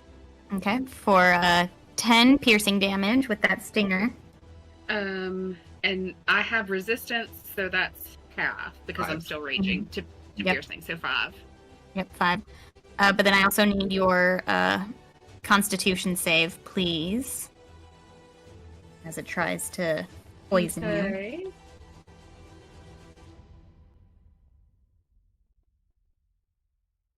Oh, heaven forbid. That's a nat 1, so I think we're gonna take that second lucky advantage. Because, ew, nobody wants to be poisoned. And that is gonna be 14 and then actually 18. 18. Okay, you save.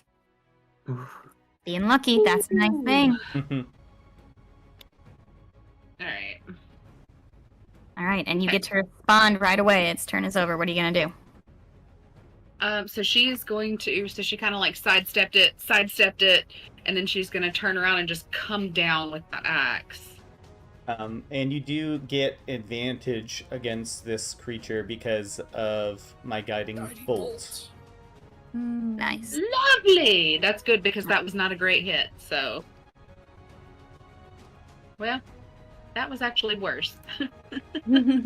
Okay, so that's going to be a 15 to hit. That hits. Nice.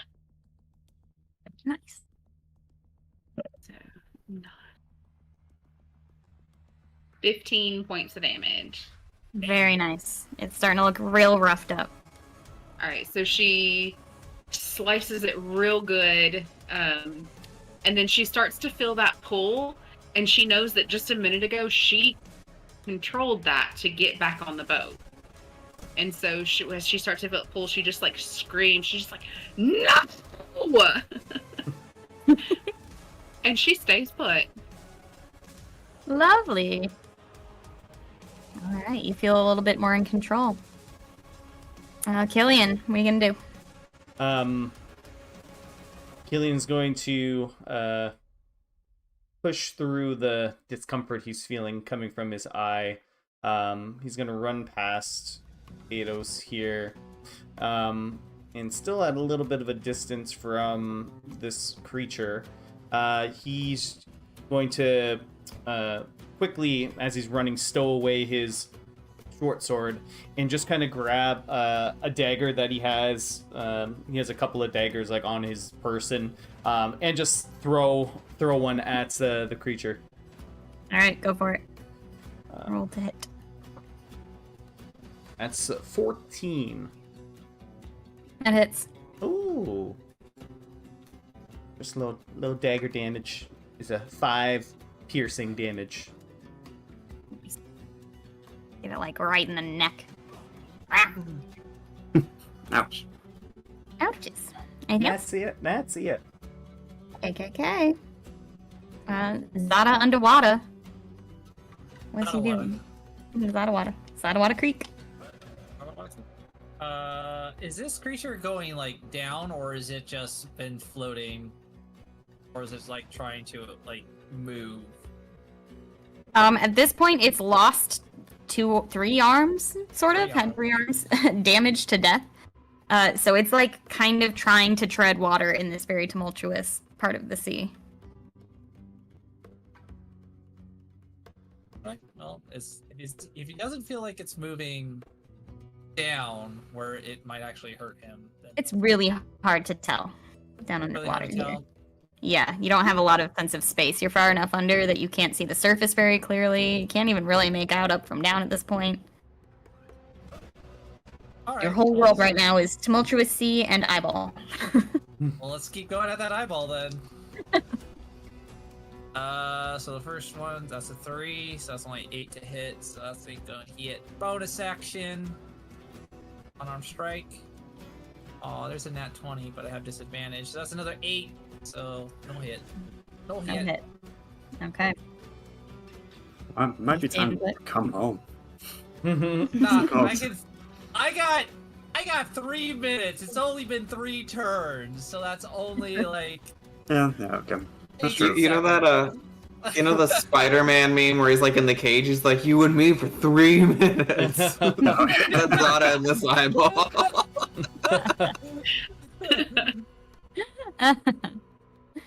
Okay. The creature that I forget, was I grappling siege? Yes. Yes. Okay. Yeah, it's got siege in its mouth and it's gonna take off flying. And it is going to go over the side of the ship and dive under holding siege. And That's at the just same rude. time, I agree. And at that moment, it As soon as it takes off, I break concentration. okay, and it had to roll to swallow, and it rolled a nat 20. So siege has been swallowed. Oh no, I broke concentration. It's gone. Oh, siege is gone. desummoned. Okay, and siege is no Yes. longer in its mouth. Okay, but it has Yeah, still so- disappeared below the surface. Thank you. You just got to swallow it, then poof. Yeah, like it was like that was less satisfying than I thought. This is why I Gotcha. shouldn't order Bunch of empty diet calories. dog anymore. Right. It's empty calories. It's just not the same. If I'm gonna eat sweets, I might as well eat the real thing. Right. But it is underwater now. That's what you get for fake cotton candy, you know. It just goes away as soon as you. Seraphina, you are just like halfway down the stairs, hiding behind your fruit bowl. So yeah, she pops up onto the deck and assesses the situation for the first time. She will take a look and she will cast her Eldritch Blast at the flying amphibian near Bula. Let me measure real quick. Okay, yeah, that's close enough. So she'll cast her Eldritch Blast. And it's 21 to hit. That hits. And it's 13 damage. Nice. Ooh, it is. Your blast sends it like flying back over to the other side of Bula, kind of knocks it back a little bit, and it's looking like very rough. Like it kind of lands with a thud on the desk and starts to try and stand back up. She feels really great. So great. Oh god. Marway. How beautiful. So as it takes off with Siege in its mouth, Morroway just kind of like in a sweeping motion does like a full spin almost, and it's almost like a mist comes from out of its mouth and circles around Morroway, and he's going to re-summon Siege right next to Bula. Nice. So don't expect any more impressive shit, people. That's all my spell slots. And they're I have gone. one more. I have one first level, but that's all I've got left, so don't think anything crazy is happening. And then for the bonus action, we will have Huthamar shoot his lightning. It's 18. That hits. And that's going to be 8 damage, lightning damage. Nice. Once again with the kill, Marway. Dang. Nice. Nailed it. Once again with the Me? lightning kill. Yeah, look all you. Pacifist just murdering everybody. I would like to point out, Morroway did not do a single point of damage. You're right, you're right. Okay, and that one, as it's trying to stand back up, falls dead to the floor of the ship. And for Siege's turn, he's just gonna like nuzzle up against Bula's leg. And that's it. And that's the dodge action. That's it. I like to think he's like belly up, like scritches. Okay. Ados, you stop for breath, you look around. The one that you can still see is dead. The other one went overboard, flew overboard. What are you gonna do? Anything? Zada is still nowhere to be found. I'm not sure there's anything I can do about that. That's up to Zada and his god. That definitely broke my witch bolt, so I'm gonna try to grab my guy while I have a target. Oh, if I hit select, then it works. I'm gonna go over to the side of this here boat and see if I can get eyes on this amphibious creature. Okay. Yeah, you see the rough white-capped waves. Roll a perception check.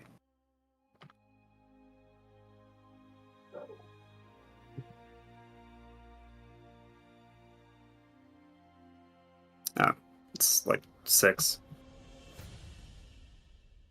Yeah, you don't see it. Okay. I'll use my bonus action to regain 1 spell slot with 2 sorcerer points, and just going to wait here until he pops his head up, and I'll try to get him next time. Okay. Bula, anything?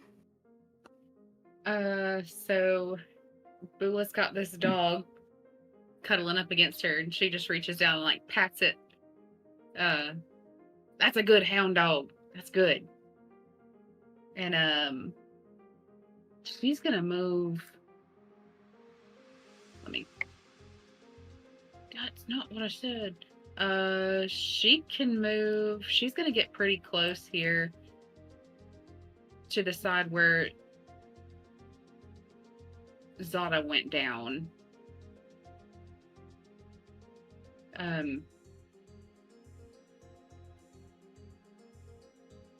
just don't think I have anything to do anything about it. Yeah. She's gonna look over the side and see if she can see him, I guess. I mean, I know he's too far down, but Yeah, I'm not even gonna have you roll perception. It's too far down even if you Yeah. roll a 20 it'd be. so she's gonna be there looking into the waves so that hopefully she sees him soon and she can reach down with like her great axe handle or something to try to help him up. But she is also going to use a bonus action to continue her rage because things are not safe yet and she's still mad about it. And we will hold your action. As soon as you can see Zada, you can act to try and pull him onto the ship. Okay.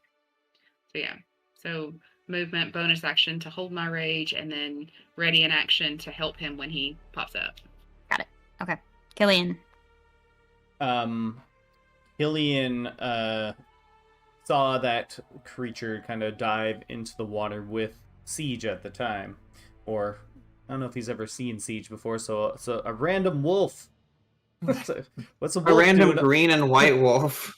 The random green and white wolf doing it. Anyways, he's gonna run over and kind of just unclasp his whip and have it in hand, but he's gonna go over and check on the quartermaster who's currently cowering underneath the table, and just say, "Are you hurt at all?"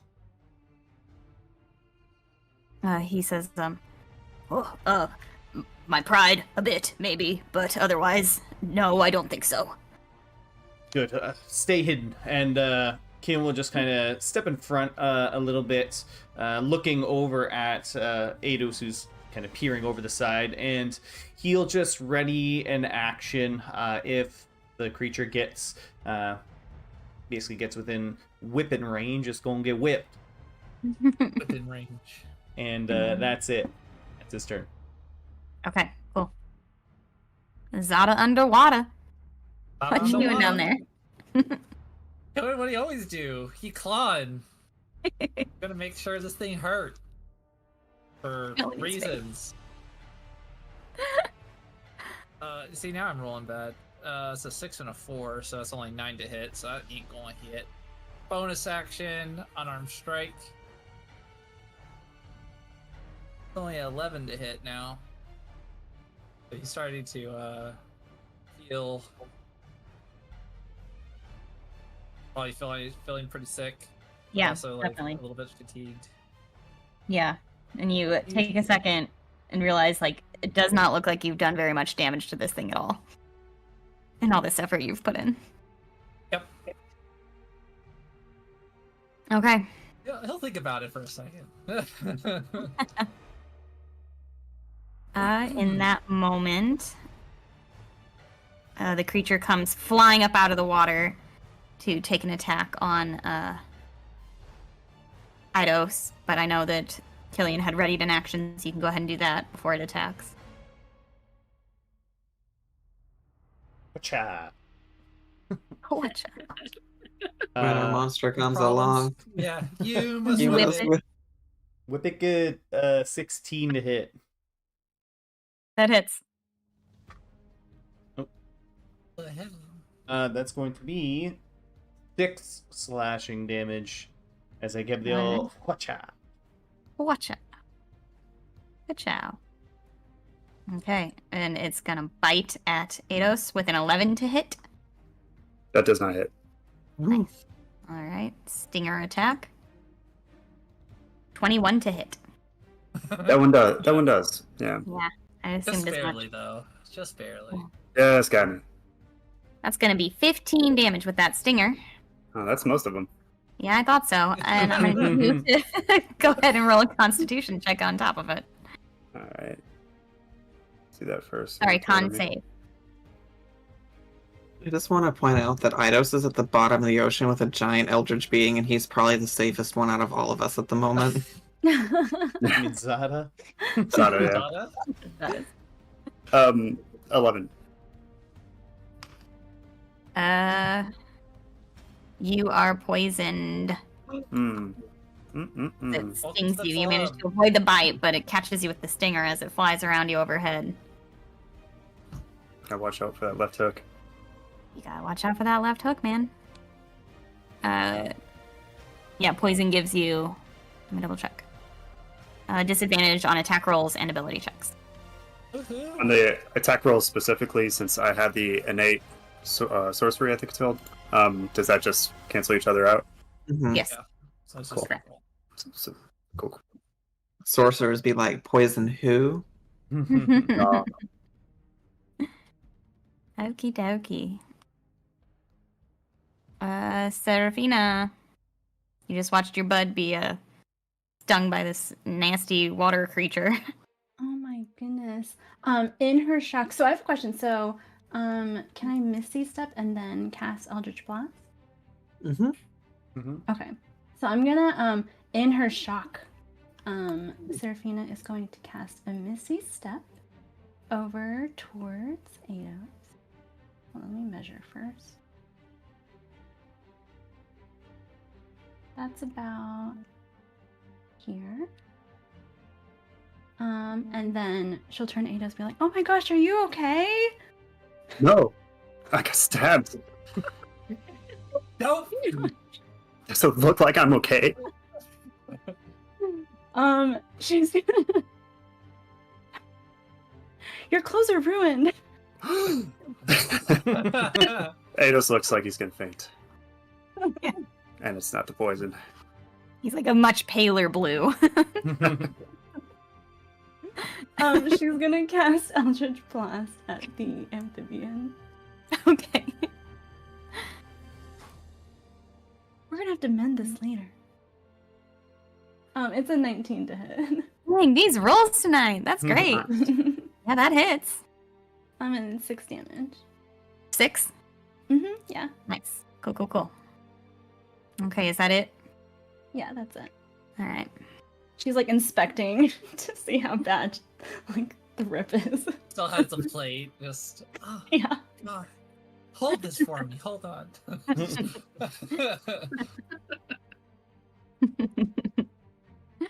Marway. We are going to have Huthermer come and teleport 10, 50 siege 15 feet closer so he can reach it on his turn. And we're going to have 5, 10, 15, 20, 25, 30, 35. Sorry, Eidos, I can't get to you to heal you. Sucks to suck, I guess. It does suck. Sorry. I don't have crazy movement speed. Well, actually, I do, but still. But not You for were really- you. I had 35 feet, but you were really far away. Yeah, it's a big boat. It is a big boat. Huge. And so I think we're just gonna take the dodge action, just in case, because I've already been inside one of these things' mouths, and it was not fun. And then for siege, yeah, we're gonna. You know how the inside of a cat's mouth smells like fish? Yeah. The inside of these fish's mouths smelled like cat. Oh my god. The damnedest thing. Somehow gross it. Does 13 hit? 13? No. Misses. Oh, siege. Come on, you can do better than that. That's all we got. Okay. I mean, he did quite a few in a row really good, so he's allowed at least one. It Eidos. sucks that it's the one keeping Eidos from being eaten, but still. Yes. Eidos is gonna clutch where he was stabbed and say, ow, ow, ow, and disengage and try to get as far away from this creature as possible.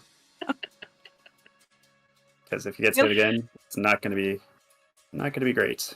You and Seraphine are like standing in this dingy boat that's been on Oh, the actually, that's a good point. I hide behind Seraphina. And, Definitely don't run to the healer. Oh, no, I said what I said. I stick by what I said. And I'm just going to use 2 sorcery points to get myself another first level spell. Bonus action. That's it for my turn. Okay. Got my dress all bloody. Ah. Bula. Okay, so she's super torn because she sees this thing over here that's like stabbing people, but she's afraid that Zada's gonna come up and need help. So she's gonna look over the side of the boat again and just see if she can see him at all. I'm assuming we still can't. No. Okay. So then she's gonna, it's kind of like and then she's just gonna go ahead and run this way, which, according to my ruler, is 30 feet is just right about it. So she's like, you know what? It's fine. I'm just gonna come over here. I'm gonna smack this thing and get it out of the way, and then I'll come back and I'll help him. It'll be fine. There's time for everything. So that's gonna be a 17 to hit. That hits. Ooh. Yeah, it does. Where are my stats at? There we go. 14 points of damage. Nice. Okay. Looking pretty fucked up. And then, so because she's kind of torn in a couple different directions, she's still thinking about Zada. She's trying to get this thing. She's trying to make sure Marway's okay. And so when she feels that tug this time, she's like, she tries to stop it and she just can't. She just, whoop! Yep. Zoop, zoop. You end up standing on top of a chair, 20 feet behind you. You're like, what? Chairs are for sitting. Not for Buddha. Not today. Okay, Killian. Killian will kind of quickly mount over the little dinghy boat and give this thing a whipping. Good. Whip it into shape. Is a 14 hit? Yeah. Ooh. All right, and then I'm gonna go ahead and just pump the last bit of divine smite right into this thing. So that's going to be 16 points of damage, 10 radiant, 6 slashing. Nice. Okay. It starts rocking in this while you're like rolling the force of your spells. We're like, oh god. It starts flying away as Zada simultaneously has his turn underwater. What you gonna do, Zada? Swashy, swashy. Scratchy, scratchy? Scratchy, scratchy. Swashy. Scratchy, scratchy. Wow, those are dull 3s. So that's an 8. Bonus action. Natural 1. He's feeling pretty exhausted, and he's noticing he's not doing any hit. Does have survival instincts. Is going to let go. I guess he'll try to swim. Let's see. Is Zada smart enough with survival? Let's find out. I'm gonna roll for myself. I was gonna have you roll for it anyway to see if you can discombobulate yourself to find which way to Discombobulate surface it. is. Oh, this is disadvantage. Awesome. Let's go. Alright, this is fine. That's good. That's still a 12, and survival is +5, so that's 17. Nice, that'll do it. You do kind of orient yourself a little bit. You look around, you manage your cat eyes, manage to see little breaks of Blows light. a little bit of bubble. He just blows a little bubble. See what yeah, little bubbles bubble. go up. You follow them bubbles. Oh, And you start to swim. And what's your swim speed like? Since you're no longer like holding anything, you're not like pulling yeah, yourself swim long. speed, nicely. so it's half movement, so it would be about 22 because he already used his action and it's like 22. Okay. Well, we are going to come out of combat because that final amphibious thing has taken its turn to fly far away, out of reach, and the boat, the sails have unfurled again, and the boat started pushing along in the direction you were sailing south. As everybody takes a deep breath in the game and in real life as we go to take a Oh, 10-minute break. He gotta hold his breath. If he makes Not it, Zada, hang yeah, on. Hopefully Please Zada does don't do not take a deep breath. As Zada manages to swim up and break the surface. We're gonna take a 10-minute break, my friends. So as a reminder, we run our 3 minutes of ads during the break, so thank you all in advance for sticking around for all of that. Double thanks to our subscribers and all the people who support what we do here. We will be back at about 15 on the hour, so 10:15 Eastern Time, 9:15 Central, give or take. See you in a few. Bye. Welcome back, my friends. Thank you all for waiting. Before we left, we just had a heck of a lot of combat, I suppose. The Knights of D20, our intrepid heroes, were traveling south on a merchant ship called the Griffin's Breath, trying to get to the city Suntepeli. On the third day of travel, they were beset upon by a gigantic squidopus, which grabbed on, tried to break their masts down, tried to pull the ship under, but it had no idea that there were such brave warriors aboard.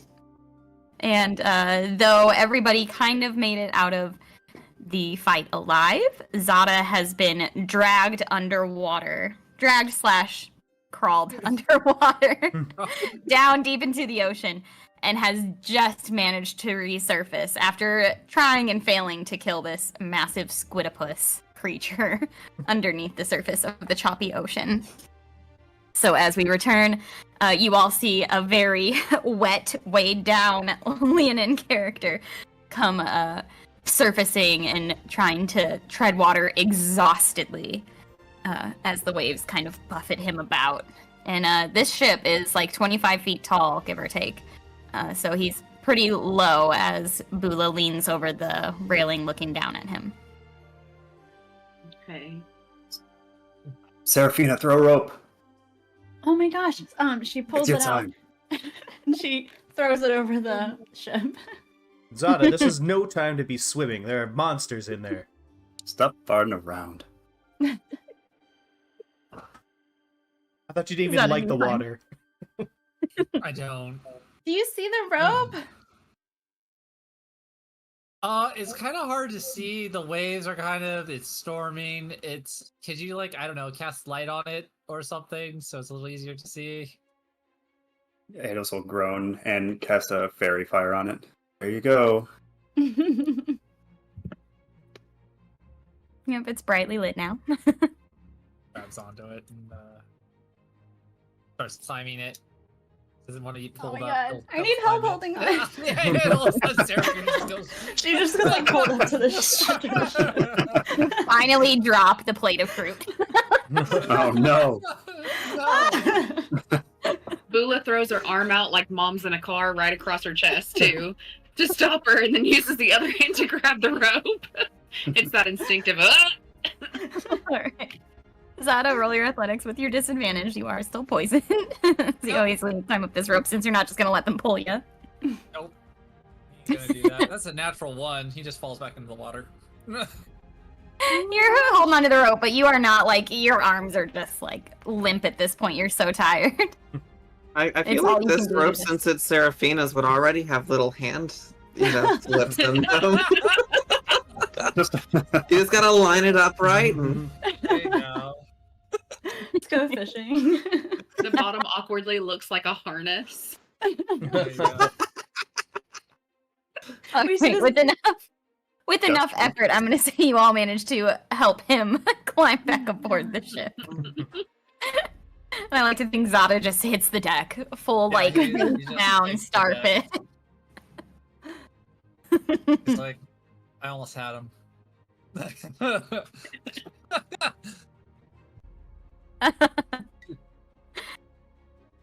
Okay, the first mate, who's been kind of ducking down behind the wheel of the ship on the prow end, is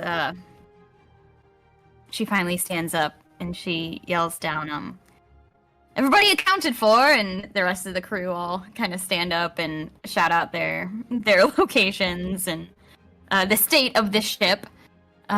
Immediately, the carpenter, Mr. Pot, starts going over to the main and the front mast to assess the damage, and he's cursing to himself. But he also seems like very excited about the project. As much as he's like, oh, this is gonna take like a couple days to really reinforce right here. And he's making plans to himself about how to fix it. And Need some sand and. yeah, y'all can tell that he's like really feeling like he's justifying his place on board. Finally, Some strong dad energy. strong dad energy, big time. And the crew goes about cleaning up the mess, including half of a chopped off tentacle that's laying or near the front or the middle mast. Hey! Where you going with that? I mean, like, The quartermaster is like, well, waste not, want not. I was gonna chop it up and store it on ice down below. okay. She walks up and she just like takes her great axe and takes a hunk off of it. She's like, I'll just take this, and it's like, just take this for now, and you can save the rest for later. He says, suit yourself. And he gets to chopping up this like nasty, slimy tentacle into manageable chunks and pieces into quarters. Oh, there's also another piece down below as well. Mr. Potts says, is there damage to the supports, to the walls? What kind of damage? I'm gonna go look. Never mind. I'll just go look. And he disappears Oh my under gosh, deck. it broke the window too. Shame. Window. Oh, I'm gonna have to dig out some glass. Thank you, my lady. Thank you. I'll check it out. And everybody goes about the heavy work of getting the ship back in sailing order. Luckily, there wasn't too much terrible structural damage done, so the ship is still actively propelling its way south. And Captain Surge, who like spent this whole fight just sat back in his chair and like just kind of rocked back on the two back legs of it and just watched everything unfold. And he finally says, well, I suppose it's good that I got such a handy crew on board, hey? It appears you've made your presence worthwhile to me. Thank you, my friends. Yes, I imagine this would have gone quite differently if we weren't here.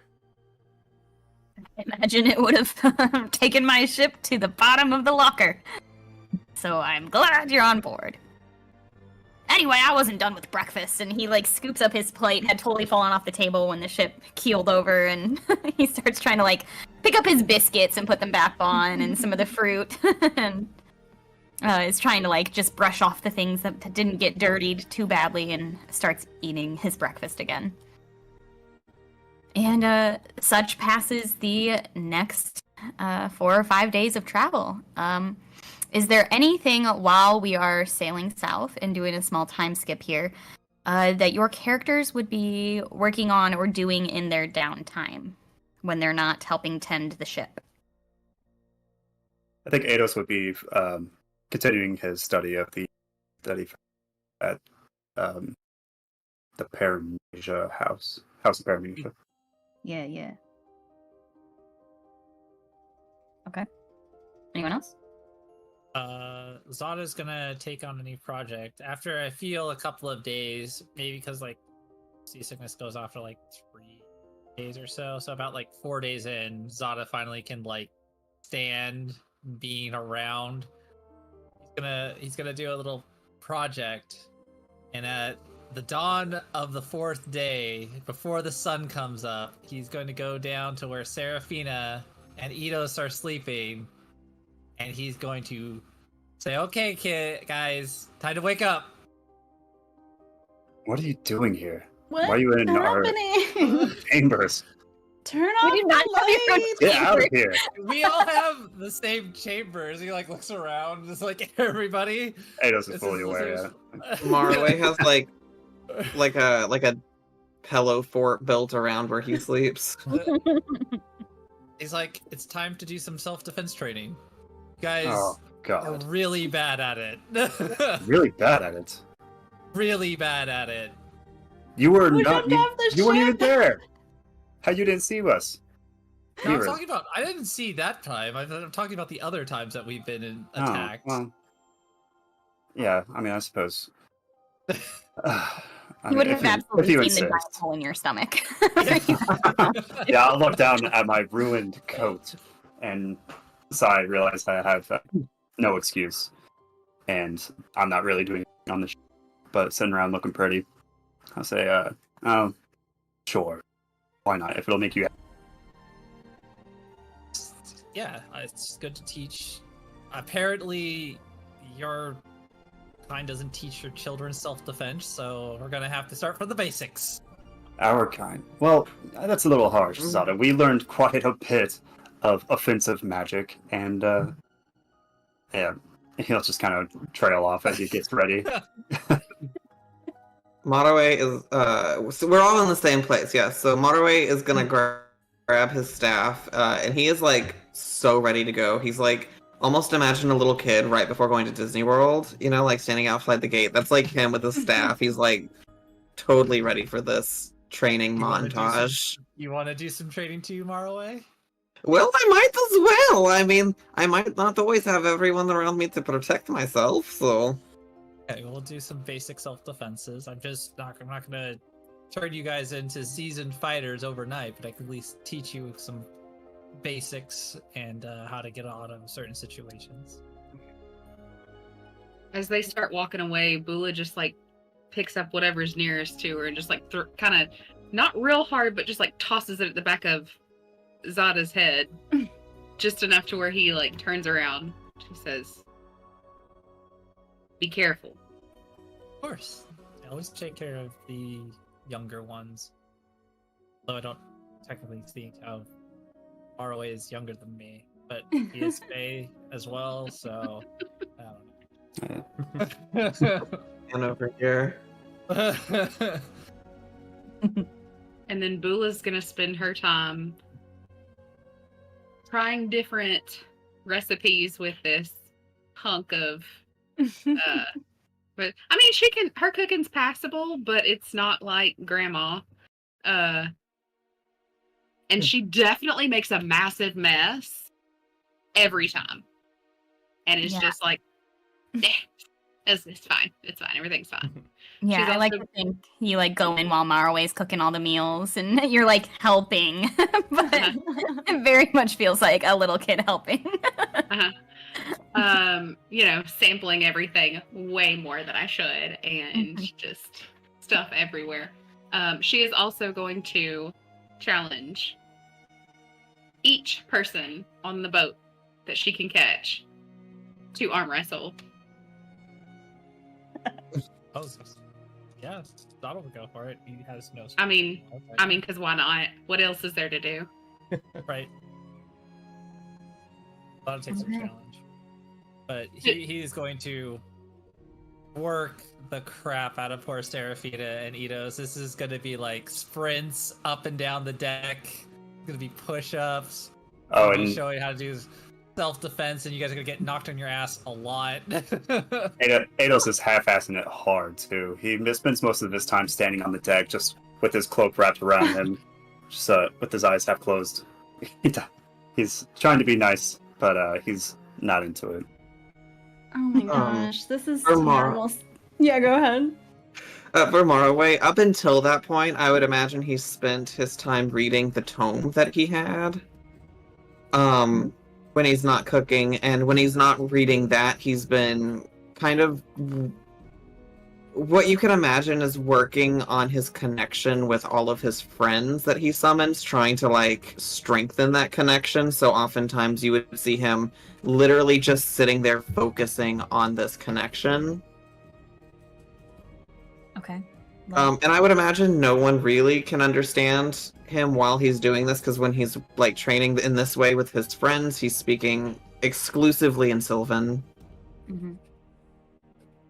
Okay. But you would probably be able to notice that when speaking Sylvan, he has a much more serious tone to him.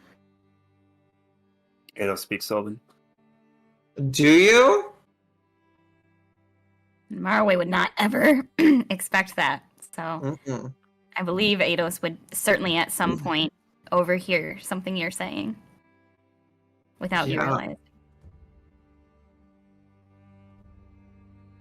What might he hear, Marway? What might one of these conversations entail? One thing. He would probably hear talks of Sanctuary quite often, and probably the narrow idea of reclaiming it someday. And probably, I would say with Siege specifically, he would definitely notice that Marway makes a lot of references to the Queen of Sanctuary and the ideology that one day Siege hopes to be in service to the Queen. I can tell, Ados can tell that this is kind of serious business for Maraway. He's not going to try to be respectful, but it's a one-room bedroom, so I'll just kind of not say anything as he laces his boots before he heads outside for more days of training with. Killian, what do you got? What are you working on this trip? Killian is more than likely observing while he does his own little bit of training. He's kind of taking stock of the ambush that they encountered at the House of Paramnesia, and how he was kind of taken out of the fight pretty quickly.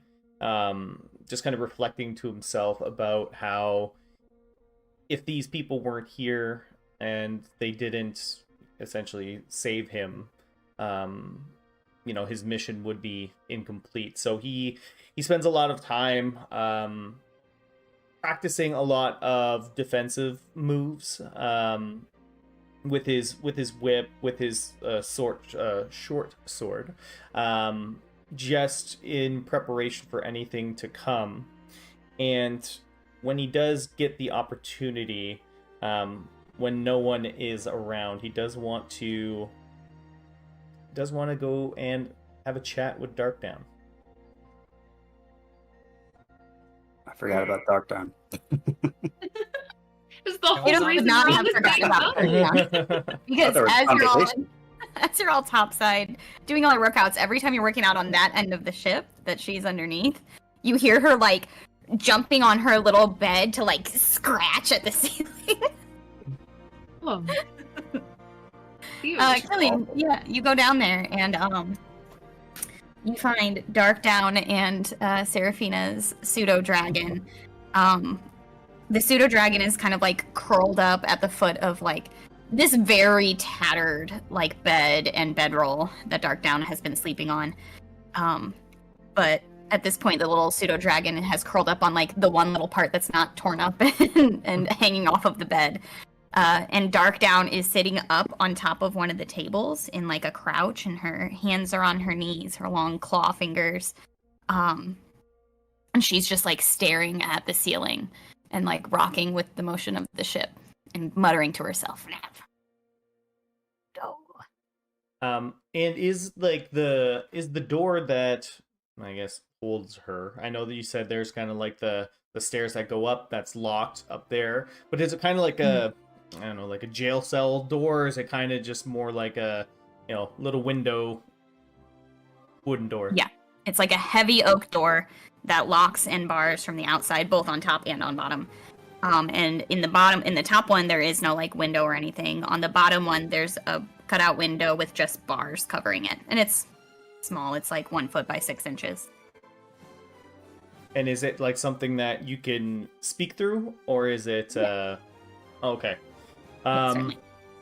Yeah. So Killian will go over and like observe Darkdown for a brief period of time before he will say, and just kind of try and grab her attention.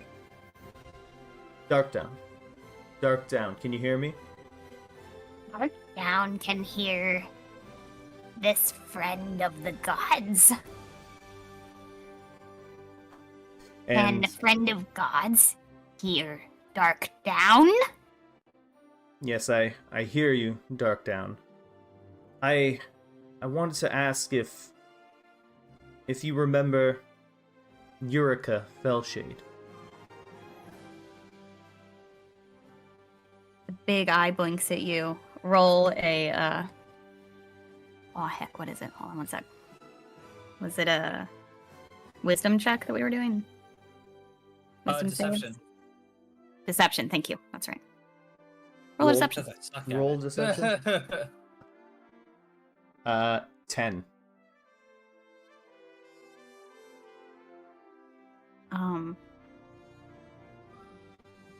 She says, Dark Down remembers much about Fellshade. Does this friend with gods in his eye remember his father?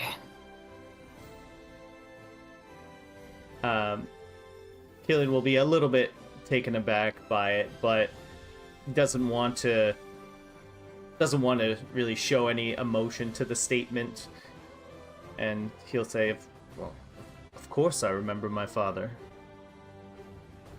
Why would you say something like that? This one with the gods in his eye is not looking for his father. Dark Down looks for Fellshade. Dark Down love Fellshade. This one with gods in his eye must not love father or must not remember.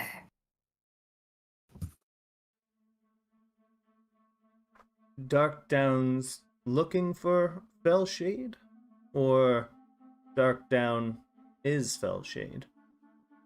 Dark Down. Dark Down, Dark Down, Fellshade. Dark Down will bring back Fellshade, and Dark Down will be no more. No more Dark Down, no more down in the dark, only Fellshade. So you want to be Fellshade? Dark Down wants to be Fellshade again. Dark Down never be down in the dark again. The gods pay for Fellshade being in the down dark. And you were looking for something that could hurt the gods. Something ancient, right? Something ancient, hidden behind illusions. In the city of the sun? Something to bring back Fellshade and make gods sorry Fellshade left. Why was Fellshade looking for this ancient item? Fellshade love money. Fellshade want power. Fellshade want safety. Fellshade promised all Fellshade wanted, but not promised by gods, promised by man. And what men made this promise to you? Starts choking, laughing. The men of the uninvited ones. The men who invite the ones back. And did they want this item for themselves? Fellshade did not care why wanted item. Fellshade found item. Fellshade chose. what Felshade chose.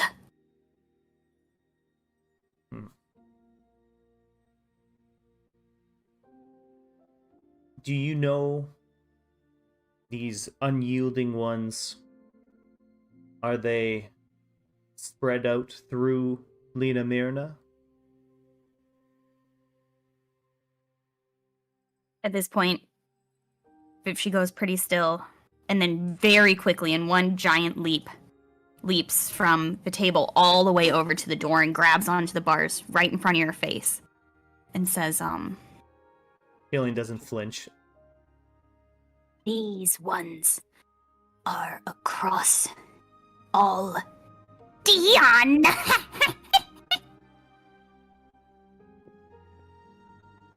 And Killian will just turn and walk away, leaving Darkshade just kind of cackling to herself. You hear her quieting as you walk away. You hear the door start to rattle. And Killian will just head back upstairs, just stone-faced. Okay. Hearing the Let's- door rattling, I think Seraphina will peek down, taking a break from her crazy training. She's still wearing like her giant dress and her heels, like she hasn't changed at all. Like during training, she's just wearing her outfits. Her workout clothes are her gown. Yeah. Yeah, she doesn't change into something more practical. But hearing like the rattling downstairs, she'll be like, Darkdown, are you okay? She like goes down to bring her a snack. You pass Killian. Once again with the damn bowl of fruit as he passes you on the stairs, shaking his head. I'll just say, Is she okay? Why is she just upset? on about her crazy ramblings. Mm-hmm. Mm-hmm.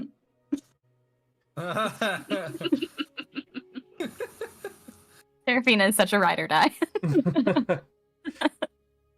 I mean, it seems like you two have a good rapport. Maybe she'll tell you something. Well, don't upset her. And then she just continues to go visit her pseudo dragon in Darkdown. Yeah, you see by the time you get through the bunk room back to the door, she's retreated from the door and retaken her place on top of the table. And she's like picking chips of wood off of the table, like splinters of wood, and like tossing them in the air, and Glitterbell is like doing little like puffs of fire to like light them.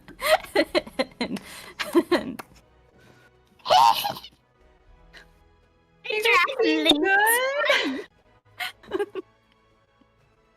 And Glitterbell's all like, whenever your little dragon lane is like sparkling and glittering in the light and the darkness down here, being all excited. You've noticed that whenever she's happy or excited, her scales start to like let off little sparks of light, little bright glitter pops here and there. Seraphina's gonna misty step into the guest room with the fruit and the snacks for Darkdown. Oh, okay. Darkdown sniffs the air and sees you come in, sees you pop in, and she says, "I'm mad." And then she'll hand her the snacks. Are you hungry? Hungry. She takes the bowl and, like, one finger claw at a time, stabs pieces of fruit on each of her finger things, and does it with the other hand. So she Finger skewers. Finger skewers, Oh my finger God. claws, Gross. fruit It kebab. reminds me of what you do with like bugles when you put your fingers.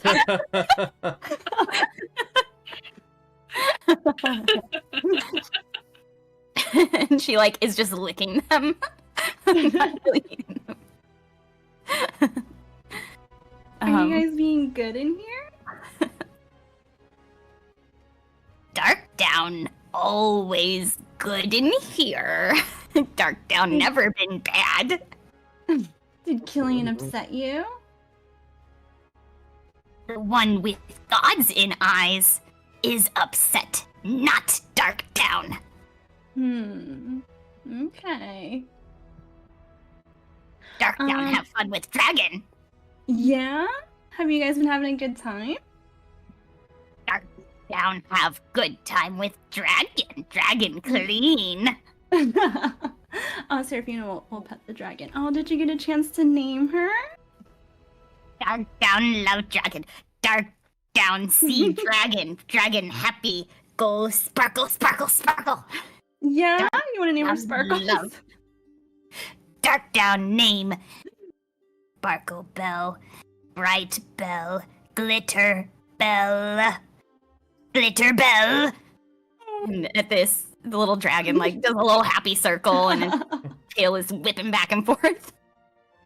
Darkdown love Dragon. Darkdown love Glitter Bell. Seraphina will like pet Glitterbell. Okay, well, as long as you guys are being good, I'll leave you here. Do you need anything before I go? And she'll start like mending like the tattered bedding that's in the room. Roll a deception check. Oh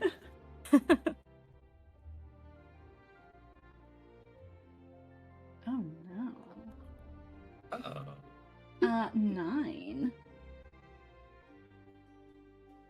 Darkdown, you said you need anything and you're casting mending. And you kind of feel the chill as like Darkdown was looking at Glitterbell, was like playing with the fruit on the ends of her finger claws. But then very quickly the whole room goes like eerie silent, all the creaking and little noises of her body stop as her gaze turns toward you. And she says, Darkdown not need, but Seraphina need family. Seraphina has no family. Darkdown need water. Seraphina's like try not to cry. She's like doesn't want to mess up her makeup. She's like this.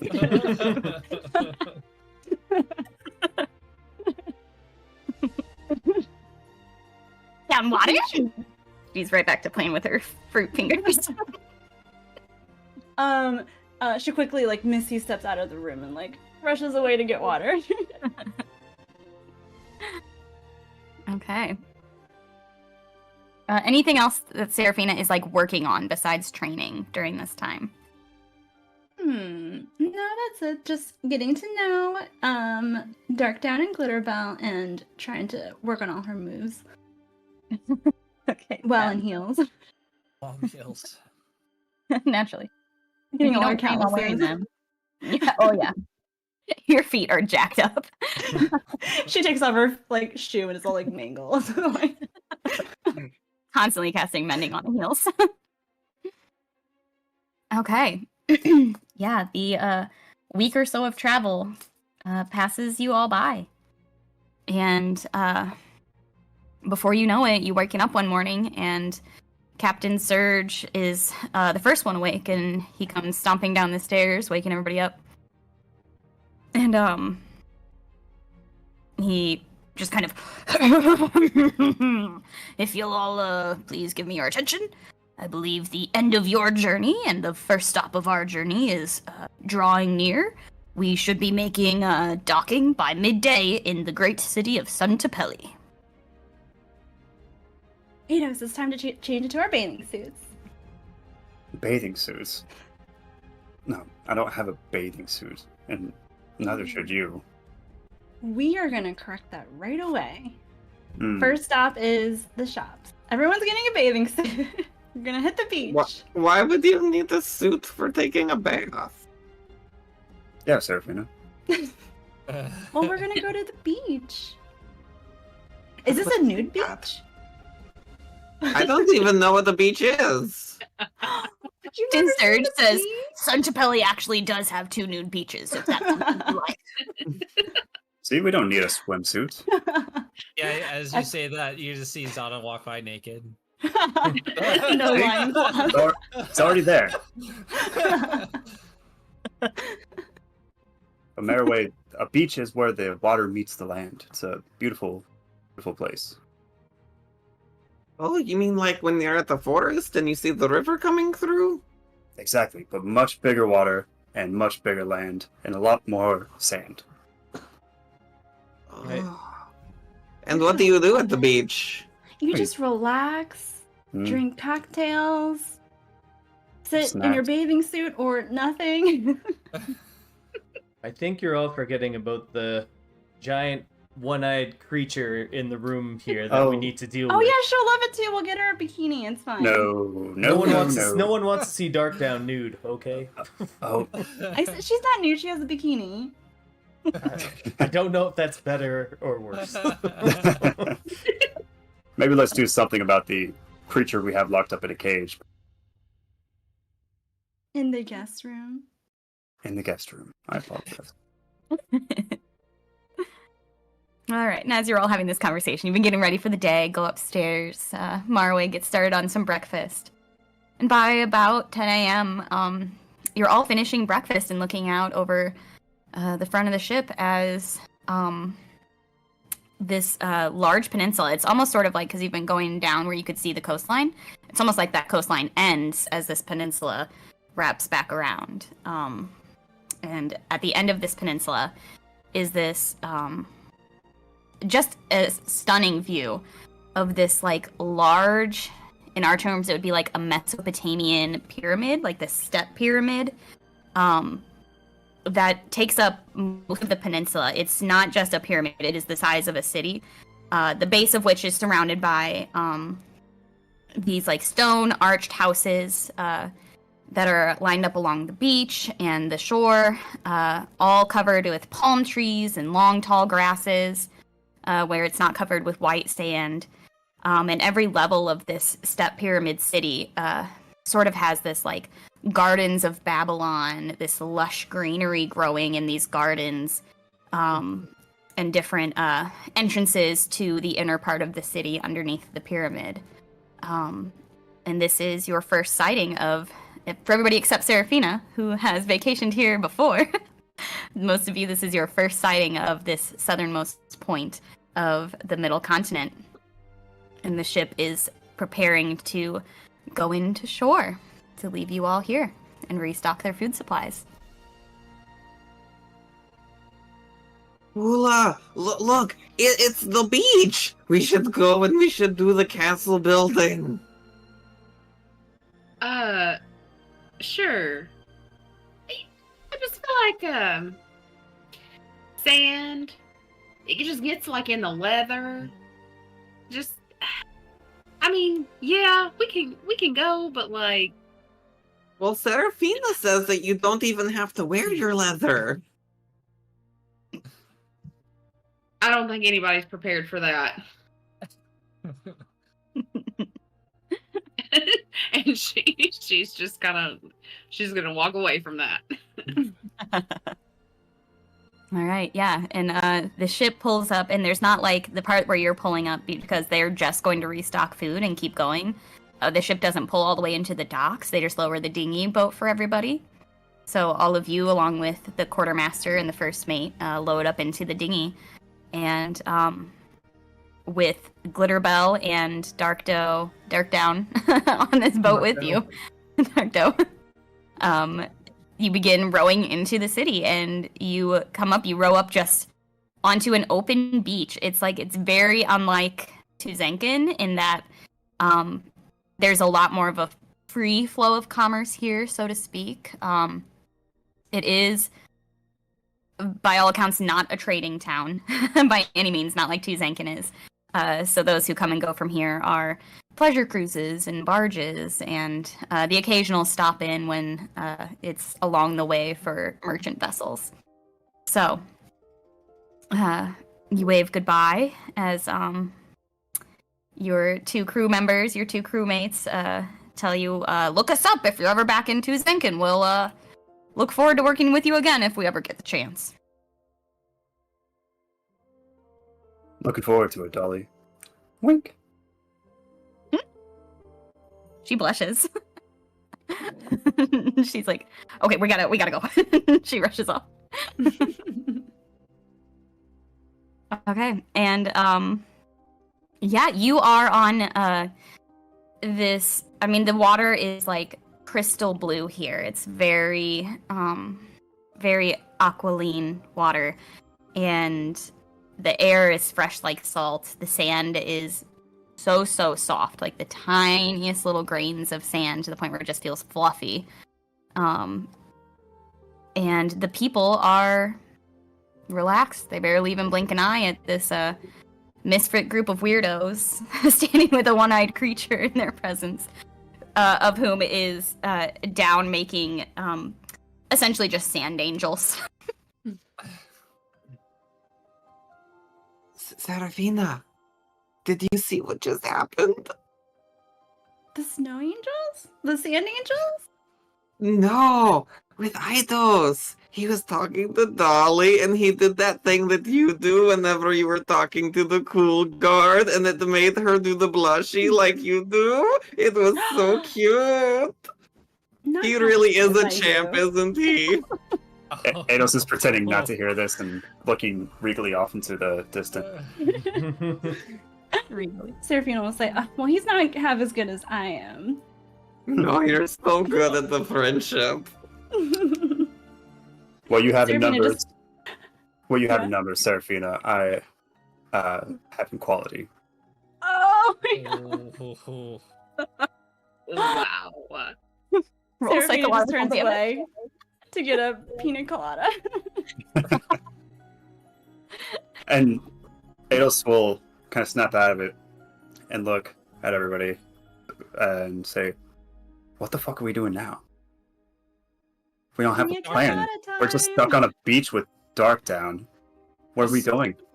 Just starts Tiki poking bar. Dark down. Just starts poking Dark down. Where is this place you want to go? Dark Down quickly rolls and gets back on her feet and her knuckles. And she sniffs. She picks up some sand and licks it, and then spits it out. And then she slowly puts her eye on all these different beachgoers. Looks at everybody walking by, people going in and out of buildings and shops. And she says, under Stone Mountain lies the hidden things from old days. All right, so we just Pyramid. gotta get into the giant pyramid that's on top of this place. No problem, right? At least we have some direction. It looks pretty massive, though, so hopefully they're okay with this thing. Gesture towards Well, I guess we just need to go knock on the door and go in, right? We should grab a room first. So we have, I don't know, somewhere to stay. Put our stuff down for a little bit. Probably a good point. I could use some land food, like beef, chicken. Yeah, I'm pretty tired of Squidopus. Like, it's not. It's been days of Quidopus. Yeah, it's. I'm not saying it's been bad, Bula, but it's not been particularly great. Your Did the SPs, best with what I had. and they were fantastic, but variety is the spice of life, and we are off the damn boat, away from your stock of Squidopus. Maybe we could dine on something different. All right, let's go find land food. Can we put She's a just, leash on? Can we put a leash on Dark marching Down out. first, or Yes, something? Like just a Actually, rope. you have some rope. Yeah, Pretty Seraphina, good, you have no. some rope. No. Glitterbell is like digging in the sand, sniffing, like kind of playing on the beach. And Dark Down is behind Glitterbell, like army crawling, so that she can be as low to the ground as Glitterbell. Just following See, they're fine. They're fine. Hmm. Dark Down, are you hungry? You want to go get some chicken? You want some prestidigitation food? Very clean. Dark Down Hunger always. Ah, Darktown always hunger. Hey, we No. really need to put a leash on this thing. yeah, I honestly, for a second, thought that answer wasn't going to be creepy, and it was. So that's on me. Please, a rope so we don't lose track of her. It's like a kid leash. Serafina, you can hold on to the rope. You know, It's- you're friends with Darkdown here. It's so she doesn't get lost. That's all. Serafina will turn to Darkdown to see how she feels about being on this leash. Kid Darkdown, what do you think if we tied our hands? You have one end and I'll have the other end. How do you feel about that? Mhm. Roll Like persuasion. deja vu. This is a very specific fantasy I'm reliving. Yup. This one's a little too It's gonna be really specific. fun. We know some very specific things. Of course, this is a very specific horror fantasy. yeah, yeah. Giant eyeball. This is a genre I do not want to read. For the monster lovers. Here, what's that persuasion roll? Well, I don't even know if I'm trying to persuade her, but I will make the roll. I'm just trying to get her opinion. Oh, okay. Okay. 17. Okay. She looks wary, but you're the person that she looks at the longest typically without getting freaky. And she says, Darkdown has not been tied up before. Dark want to not be free. You don't want to be free? Darkdown doesn't want to not be free. Double negative. Oh. Darkdown wants free. Very good, Darkdown. That's Darkdown knows grammar. I. Well, you're doing a lot better than I am. Oh boy. Oh, she can't outrun me. It's fine. If she tries to run, she can't outrun me. I'm sorry, say that again. My internet's being real slow. Oh, I said it's fine. We could not keep her on a rope, but if she tries to get away, I can keep up with her. Like, it's gonna be really hard to outrun me. So Just have to take turns keeping an eye on her, I suppose. I'll do it. I don't have a problem keeping an Ah. eye out. Even better. I don't think it's a big deal. Darkdown is our friend. Friend is a strong word. Very strong. That's Well, a we're all water strong bell. people. We're all strong people, so it fits. I Right. think we'll have to be strong to get through this. And I think with that, Ados is going to pick up his big goth boy cloak so it doesn't drag through the sand. Start walking onto dry land. Okay. Tiki bar. Mm. Yeah, here along the beach, every building, they're all a couple stories high at least. But the first floor of every building here is just, it's still like a brick structure, a big brick frame, but it's all cut out arched so that it's really like an indoor-outdoor situation underneath each building.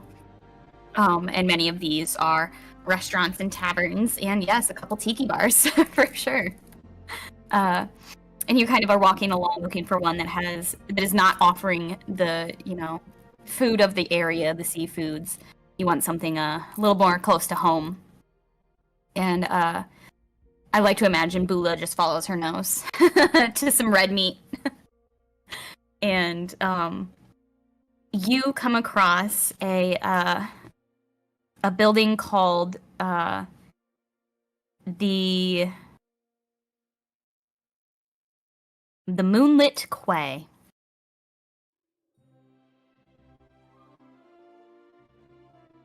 And as soon as I don't you think start I've to stayed here before. you likely This is would have. new. It's nice looking. It's like while the rest are tiki bar vibe, this one is giving like hotel steakhouse. A little bit. Such that you walk in and everything's furnished in these like very dark crimsons and dark blues. And almost out of a shadow of a corner comes just like a very classic butler, like the white napkin draped over his arm and a little like a board holding some papers. And he says, hello, do you have a reservation to eat with us today? Of course we do. And what name would that be under, my lady? Miss Seraphina Blackthorn, why, of course. One moment, please. And he starts flipping and flipping and flipping. Ah, yes, the Blackthorn family. It's been a few years. How is your father? Doing very well. Thank you for asking.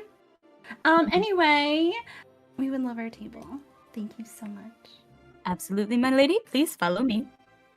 And he leads you back into this like it's sort of like grotto-esque back here. There's like a little like indoor fountain running, and it's very lovely and dark and shady and cool compared to the heat of outside.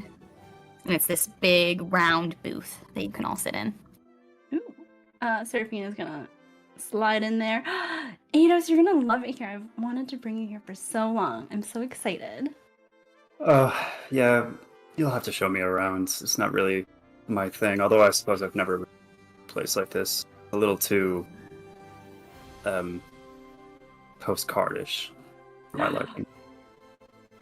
Seraphina's gonna order a round of pina coladas and one virgin for Maraway.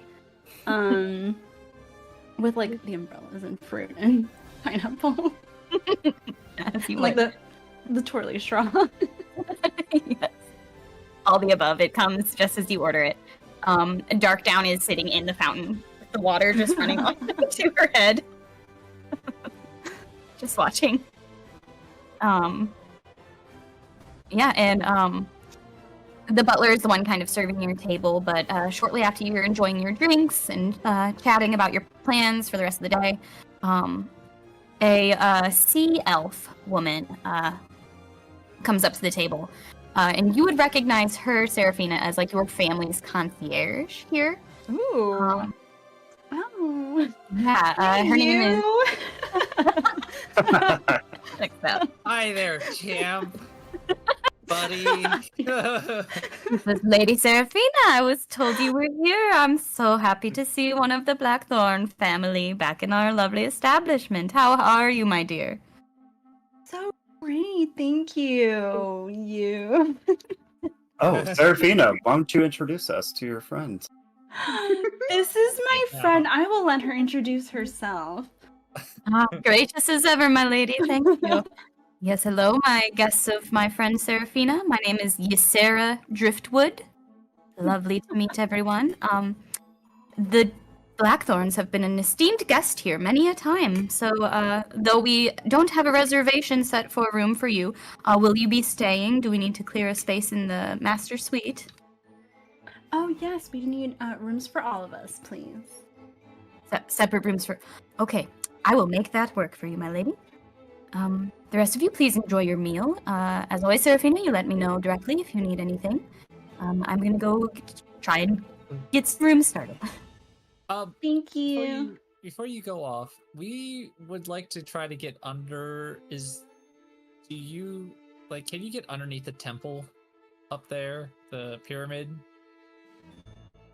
Oh, well, as Seraphina knows, underneath the Great Pyramid is actually more of the city.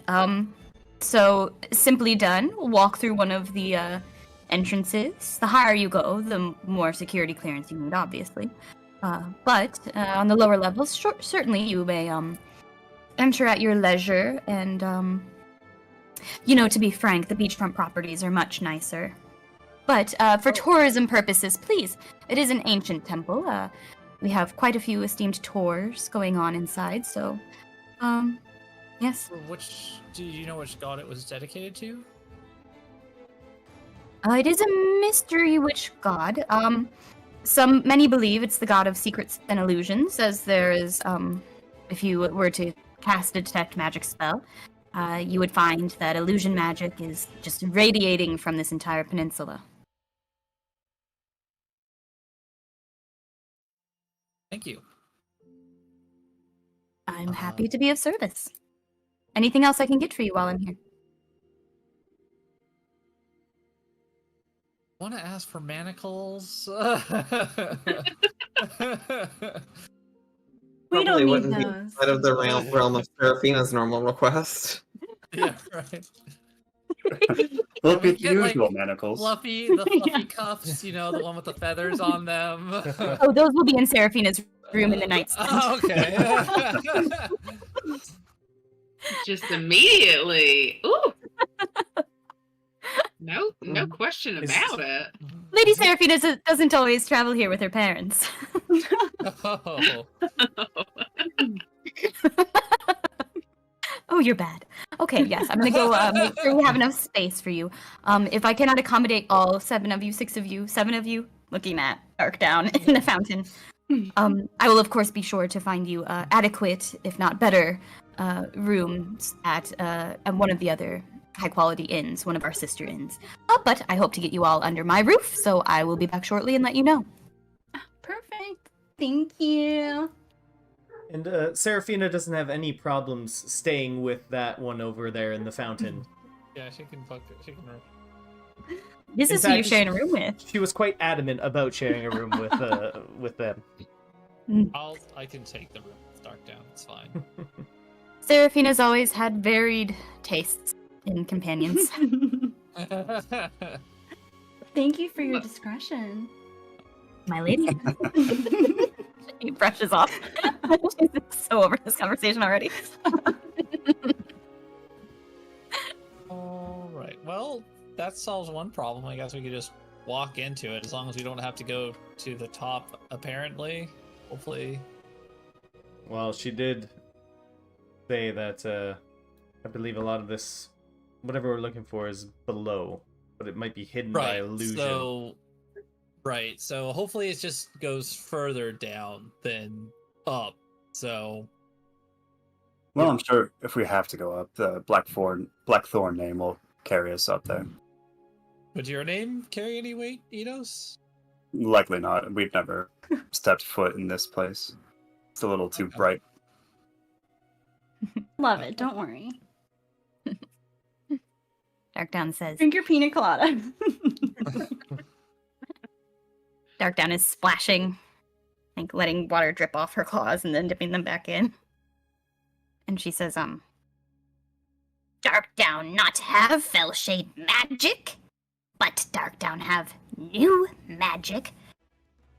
Gods make mistake, give Darkdown magic eye. Magic eye. See through illusion. Darkdown helpful? Helpful. So helpful. Do you want a snack? Snack. Your food is being served as you she comes scurrying over to the table and just like is in a crouch next to Seraphina's chair. And even crouching, since you're sitting, she's as tall as you are. It's just looking at your plate of food. We just eat off the same plate. Gross. She's using her claws as fork. Watching you. That's not polite. And her like some utensils. She's holding them like. And there you go. Well, it's something. I wonder if you'll have the same relationship with this person when she turns back to Eureka. What?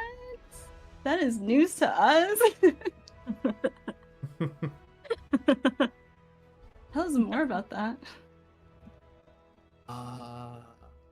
Yep. Seraphina's always been partial to people below her station, as we saw in Tuzankin, and as we're seeing now, she wants to fix them. That's why I like you so much. Oh, Oh, damn. Ados has nothing to say to that. He just kind of chuckles lamely and sips his drink.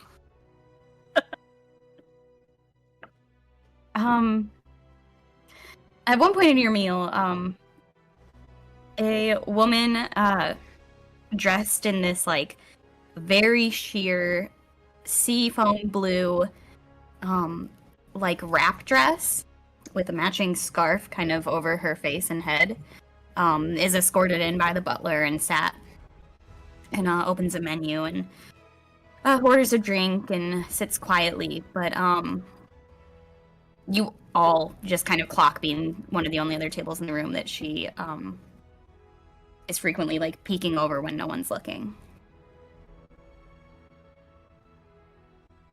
Can I help you, madam?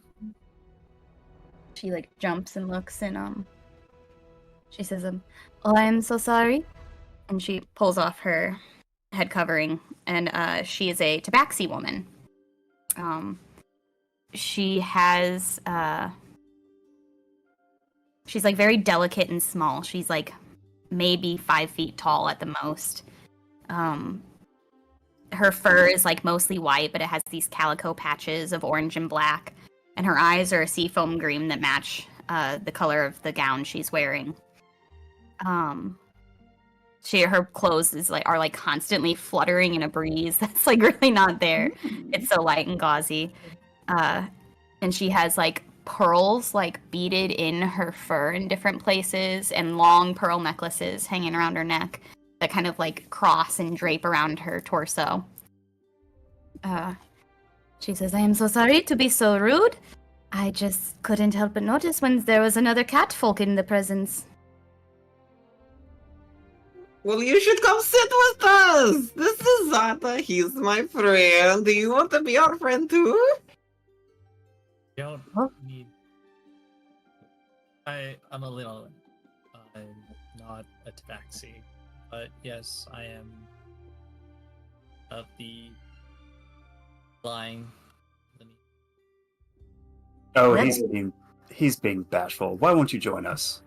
He could tell you all about where he's from. Well, I always enjoy making new friends. I will take your gracious invitation. And she comes over and pulls a chair up with her drink. And pulls it up right Yes, next to you guys- Zada. And says, Yes, "Please yes. forgive my faux pas. I did not mean to call you what you are not. Please tell me more. You are a what did you say, Leonin?" Leonin, yes. I'm Leonin. from southern continent. And like as you see, like he's gonna get very uncomfortable. His ears are just straight, like flat back. Just like She Zada says, hasn't spent much time in civilized society. It's his first trip abroad, actually. my people are perfectly civilized, you know. On holiday? Well, this is the place to be, I hear. I've enjoyed my stay. Killian's gonna lean over to Bula and just be like, "I don't think I've ever seen Zada act this way before. Seems a little bit shy." And Bula just laughs like way louder than it's called for. And she's like, "Oh, look at those kitties!" The woman is like, her like little clawed paw is like pointing at Zada's mane, and she's like, "So do all Leonin have this interesting hair happening on their head? I have not seen a cat. I know you are not a catfolk. I'm so sorry. I'm just trying to learn. I'm uncultured. Do you all have this going on? It's lovely." All the males do, the female. The females do not. Interesting. With catfolk, you see, we all kind of look the same. We all look different, but shades of gray, you see. I'm She's just not- kind of chatting at you. Most of us are tan. Not a lot of us have black in our fur. Not common. Some of us are mostly just tan. There's a few whites and very rare blacks as well, but not so much mixed colors. Ah, so you are as unique at home as you are abroad. Fascinating. I love me meeting new people. And the rest of you, where do you hail from? Well, hello. You may call this one Marway. I am from a very, very faraway land called Sanctuary, but now I'm here. Charmed, I am sure you are also a very interesting looking creature. I am so fascinated by this table of friends I have made. Sanctuary, where is that? I have not heard of it, and I have traveled all around this great world. Well, you see, what you do to get there is you just really, really wish to be somewhere safe. And usually they will come find you. But I wouldn't recommend it these days. It's not quite what it used to be. So A place called Bulu's getting Sanctuary? Not safe, just that's so sad. she's getting a little bit prickly that she's asking so many questions and we don't know anything about her. And so she kind of just like gets in between them. She says, "We're all from over yonder. What's it matter? Where are you from?" Again, I am so sorry. I have overstepped my boundaries. My parents raised me much better than this. My name is Chiffon Fox Glove. It is a very genuine pleasure to make all of your acquaintance. I am from, well, I tend to say everywhere. My parents, you may have heard of them. You may have heard of me. My parents are Velour and Organza Foxglove, the famous bards. They have traveled this great world many times, with me as their little pet. And some of you, if any of you have like knowledge of bards and music and the arts at all, especially those of you from like bigger cities, or no matter what continent, like Zada probably wouldn't at all. Came from a pretty insular community. Norway probably wouldn't, but the rest of you have a pretty solid, maybe not Bula either, but the rest of you probably have a solid chance of having heard of the Foxgloves. They are a pretty famous bard duo. Gosh, it's a foxglove. It is so nice to meet your acquaintance, Lady Seraphina Blackthorn. Lady Serafina Blackthorn, I am beyond pleasure to meet a fan of my wonderful esteemed parents. They are, oh, how you say, very talented. Oh my goodness, that's an understatement. Are we gonna be seeing you perform anytime soon? Oh, it's so sad. I was born with all of their beauty and none of their talent. I have not a musical bone in my little body. Sadly, I simply travel and be pretty and spend their monies. I know about that. Oh, a lady of refined taste, just like myself. I love to see it. I am, how you say, traveling alone. I am in this beautiful city. Seems as beautiful as any city I've been in. And hoped to make some friends, but if I have overstayed my welcome, I shall leave you to your lunch. However, I will be having a small soiree tonight if anybody wants to come. Oh my gosh, yes, would Well, love can we to. go? Well, I we know, but understand. I'm not taking my weapons off. I would not dream of it, my lady. I fear, as I am sitting here and you have not run your weapons through my tiny, small, frail body, you will not do so at a party full of my friends and family. Eidos, you're coming. What are you wearing tonight? Oh, probably my finest. Ah, perfect. Hopefully, I don't have anything besides my finest now to think about. But of course. She says, yes, as you can imagine, the theme is beach, so bring your most elegant beach and summer wear. We will party until the sun rises. And she grabs a napkin, and they're cloth napkins. They're nice, and she pulls out an ink quill from her little purse that she has under her. Writes, just straight up writes on this cloth napkin an address. And she says, here's my family's villa where I am staying and having the party. So I do so hope to see you all there, my new friends. Oh, we hope so too. I don't know if Zada has any beachwear. Do you know where he can get something?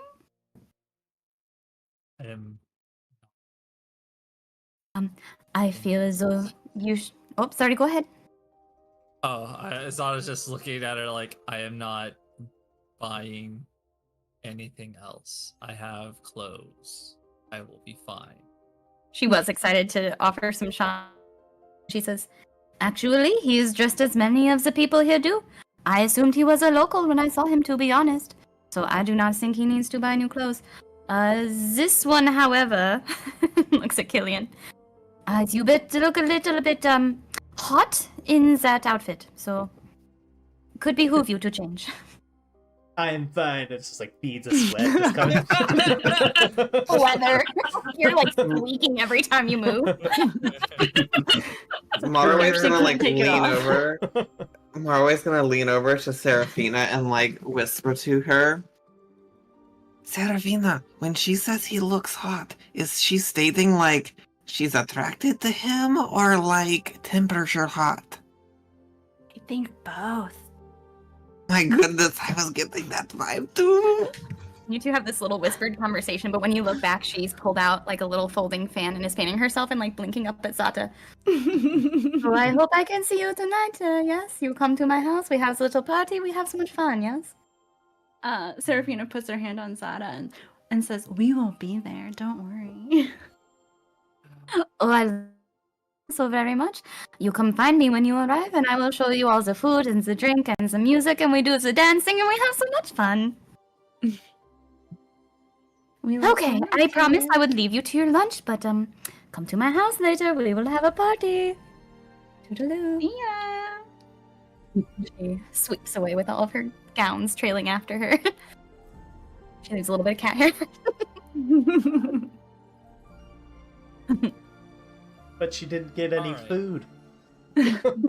She finished her drink. That's what she was here for. Oh, okay. That's what she was here for, and that was the food. The was- food was the excuse to get the drink. You Yeah, look at she the drink and it is a white Russian. It is milk and vodka. This looks like she was looking for a snack, Zada, and she won. Don't have any idea what you mean, but we do have something important to do. I know, getting new Find our clothes for outfits this tonight. party. No, getting whatever the problem with Darkdown is. It's like Killian just points to the Darkdown just Yes, frolicking in Darkdown is the in the fountain still. Darkdown has taken some of the meat from Seraphina's plate and is in the fountain, dipping it and taking a bite, and dipping it in the water and taking a bite. Would it Yeah. not be good for us to make friends of the locals in the city, especially ones of such notoriety? I certainly think it would, but we still need to do something with Darkdown. Was she coming with us? Maybe we can lock her up in the cage?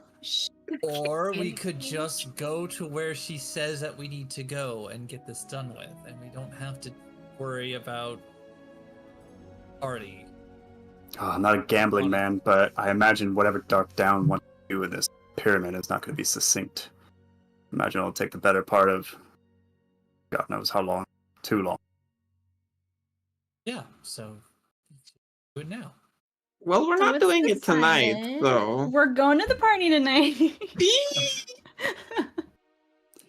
Zada is going to. His ears are gonna go like real flat. His tail is like twitching, and he's like, I don't want to go to. Zada. Why the long face? Why don't you want to go? Have things to do. It's not important to do parties when we have important things to do, especially Um, all of my goddess area. I need to take care of that first and foremost. I see, Zada. Party. I tell you what, you helped Seraphina and I learn self-defense. I will teach you how to dance. How is that helpful? I assume that's why you're so reticent. I can dance. I just So you're cutting out a little bit. Yeah, you cut out right at the end. sorry, I dance the way my people dance. I know how to dance. I just Well, then let's go do it! Going Don't dancing want- tonight. I don't. Bula, help me out here. Do you think there'll be snacks though? Oh, There there'll will be snacks. so many snacks. So many tiny Free snacks, but with no snacks. limit. If you eat 100 I of them, mean- it's like one dinner. I mean, Marway wants to go, and I need to keep an eye on him, but also snacks. Killian, you gotta help me out here. I just want to know, what are we doing with Dark Down? Yeah, that's an important No thing. one I will have to answer me. I will. You know what? I got this, Killian. I will watch Dark Down tonight. You No, guys can go to the that's not party, happening. And Mhm. I will Nope. watch Mm-mm. over Nope. Dark Down. No. You simply must go, Zana. Did you not see the way she was looking at you? She's practically Uh, purring. Yeah, I understand that. I have a lot of important things to do, and I don't think going to a party is necessarily something we should be doing. Well, I think Glitterbell and Darkdown can entertain themselves in their room while we head out for the evening. They will Who's be perfectly Glitterbell? fine. And who's Glitterbell? Glitterbell. Oh my gosh, it's my pseudo dragon. Darkdown named it Glitterbell. Isn't it That's cute? adorable. That's Right. horrible. Butterbell climbs up onto Zana, Seraphine's lap and puts her little chin on the table, looking at the plate of food. She'll like feed You it. You Look, let so I that was thing gonna- name your long frog? You'll- They're friends. They love each other. Okay. Zada is going to try to slide a hand, get some money out of his pocket, and then he is going to book it. Whose pocket? Book it. He's going to book it. Seraphina's gonna cast sleep. Do it. Roll. Okay. So now, okay, this is the new one. So Zada has to make a wisdom saving throw. If this doesn't work, I'm gonna get rid of this spell. This is so much 7. spell. I rolled a 2. 7? Oh It works! my spell save DC is 30. In the least important moment. Just to get Sada to go to a damn party.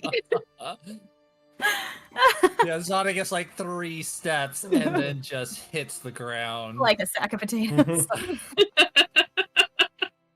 He just crashes into the fountain. Oh my god, awesome. Okay, Yeah, now yeah, we need I'll let- all of us to go pick him up.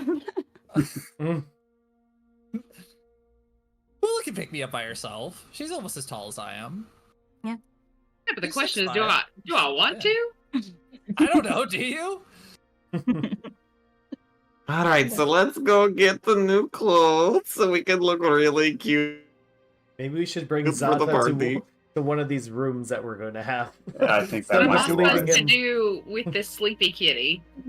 As you're asking this, the proprietor, your sort of concierge comes back, and she says, "My Lady Seraphina, it is your lucky day. We don't have very many rooms taken for tonight, so I have managed to secure you 6 rooms for the evening. Oh, thank you, you. You're the best. You're very welcome. And I feel I must remind you again, my name is Sarah Jewel. Okay, I am not offended. You're Uh, so here are funny. Here are your room keys, and she passes out these brass keys, all with like little numbered brass keychains. And says, I'm sorry I could not put you all on the same floor. 3 of you are on the 3rd floor, and 3 of you are on the 4th floor. He will be in the 3rd floor. He Alright, who? he's- Are you talking he's a about good Zana? one. I'm not carrying this thing up 3 flights of stairs. You've lost your mind. He looks a bit Yeah. boat lagged. It's very tired. He's had a long journey. She Yeah. just walks down the hallway on the 1st floor and opens like the first door that she can that's not locked. Doesn't even ask if it's okay. And just Supply closet. Dang it. Where's the one with the bed? And she just keeps opening doors until she Well, finds something Lola, that- we have to go up to the stairs to the room that's for us. No, she didn't. She say that some of them were on the first floor. She says, Third my and dear, no, fourth. they're Third on and fourth. 3 and 4. Four. So sorry for my Ugh. misunderstanding. Yes, we actually don't have rooms on the first floor. They start on floor 2 and go up from there. I'm about to leave him in the supply closet. And she just starts up the stairs. Killian, let's go. I mean, she like picks up like one paw. Like, Ados will get the other paw. It's like You it guys are just like holding Zada's legs. it's like it just like slouches body like on top of me. Like Alright, we have Weekend at Bernie's. The 6'10", almost 300-pound lion. Yep. We've been working out, thanks to you. Yep. Between the 3 of them, they're able to drag you up the stairs. Marway, you get the tail.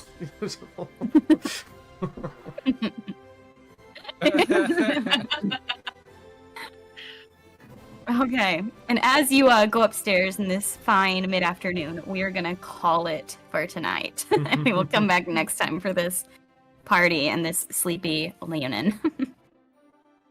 Thank you all for a very fun session. Thank you everybody who watched. We appreciate all of our friends and neighbors. Anything else we need to announce before we go? I don't think there is. Catch us here next Monday. Let's do it all again. bye. Bye, pals. Thanks for watching.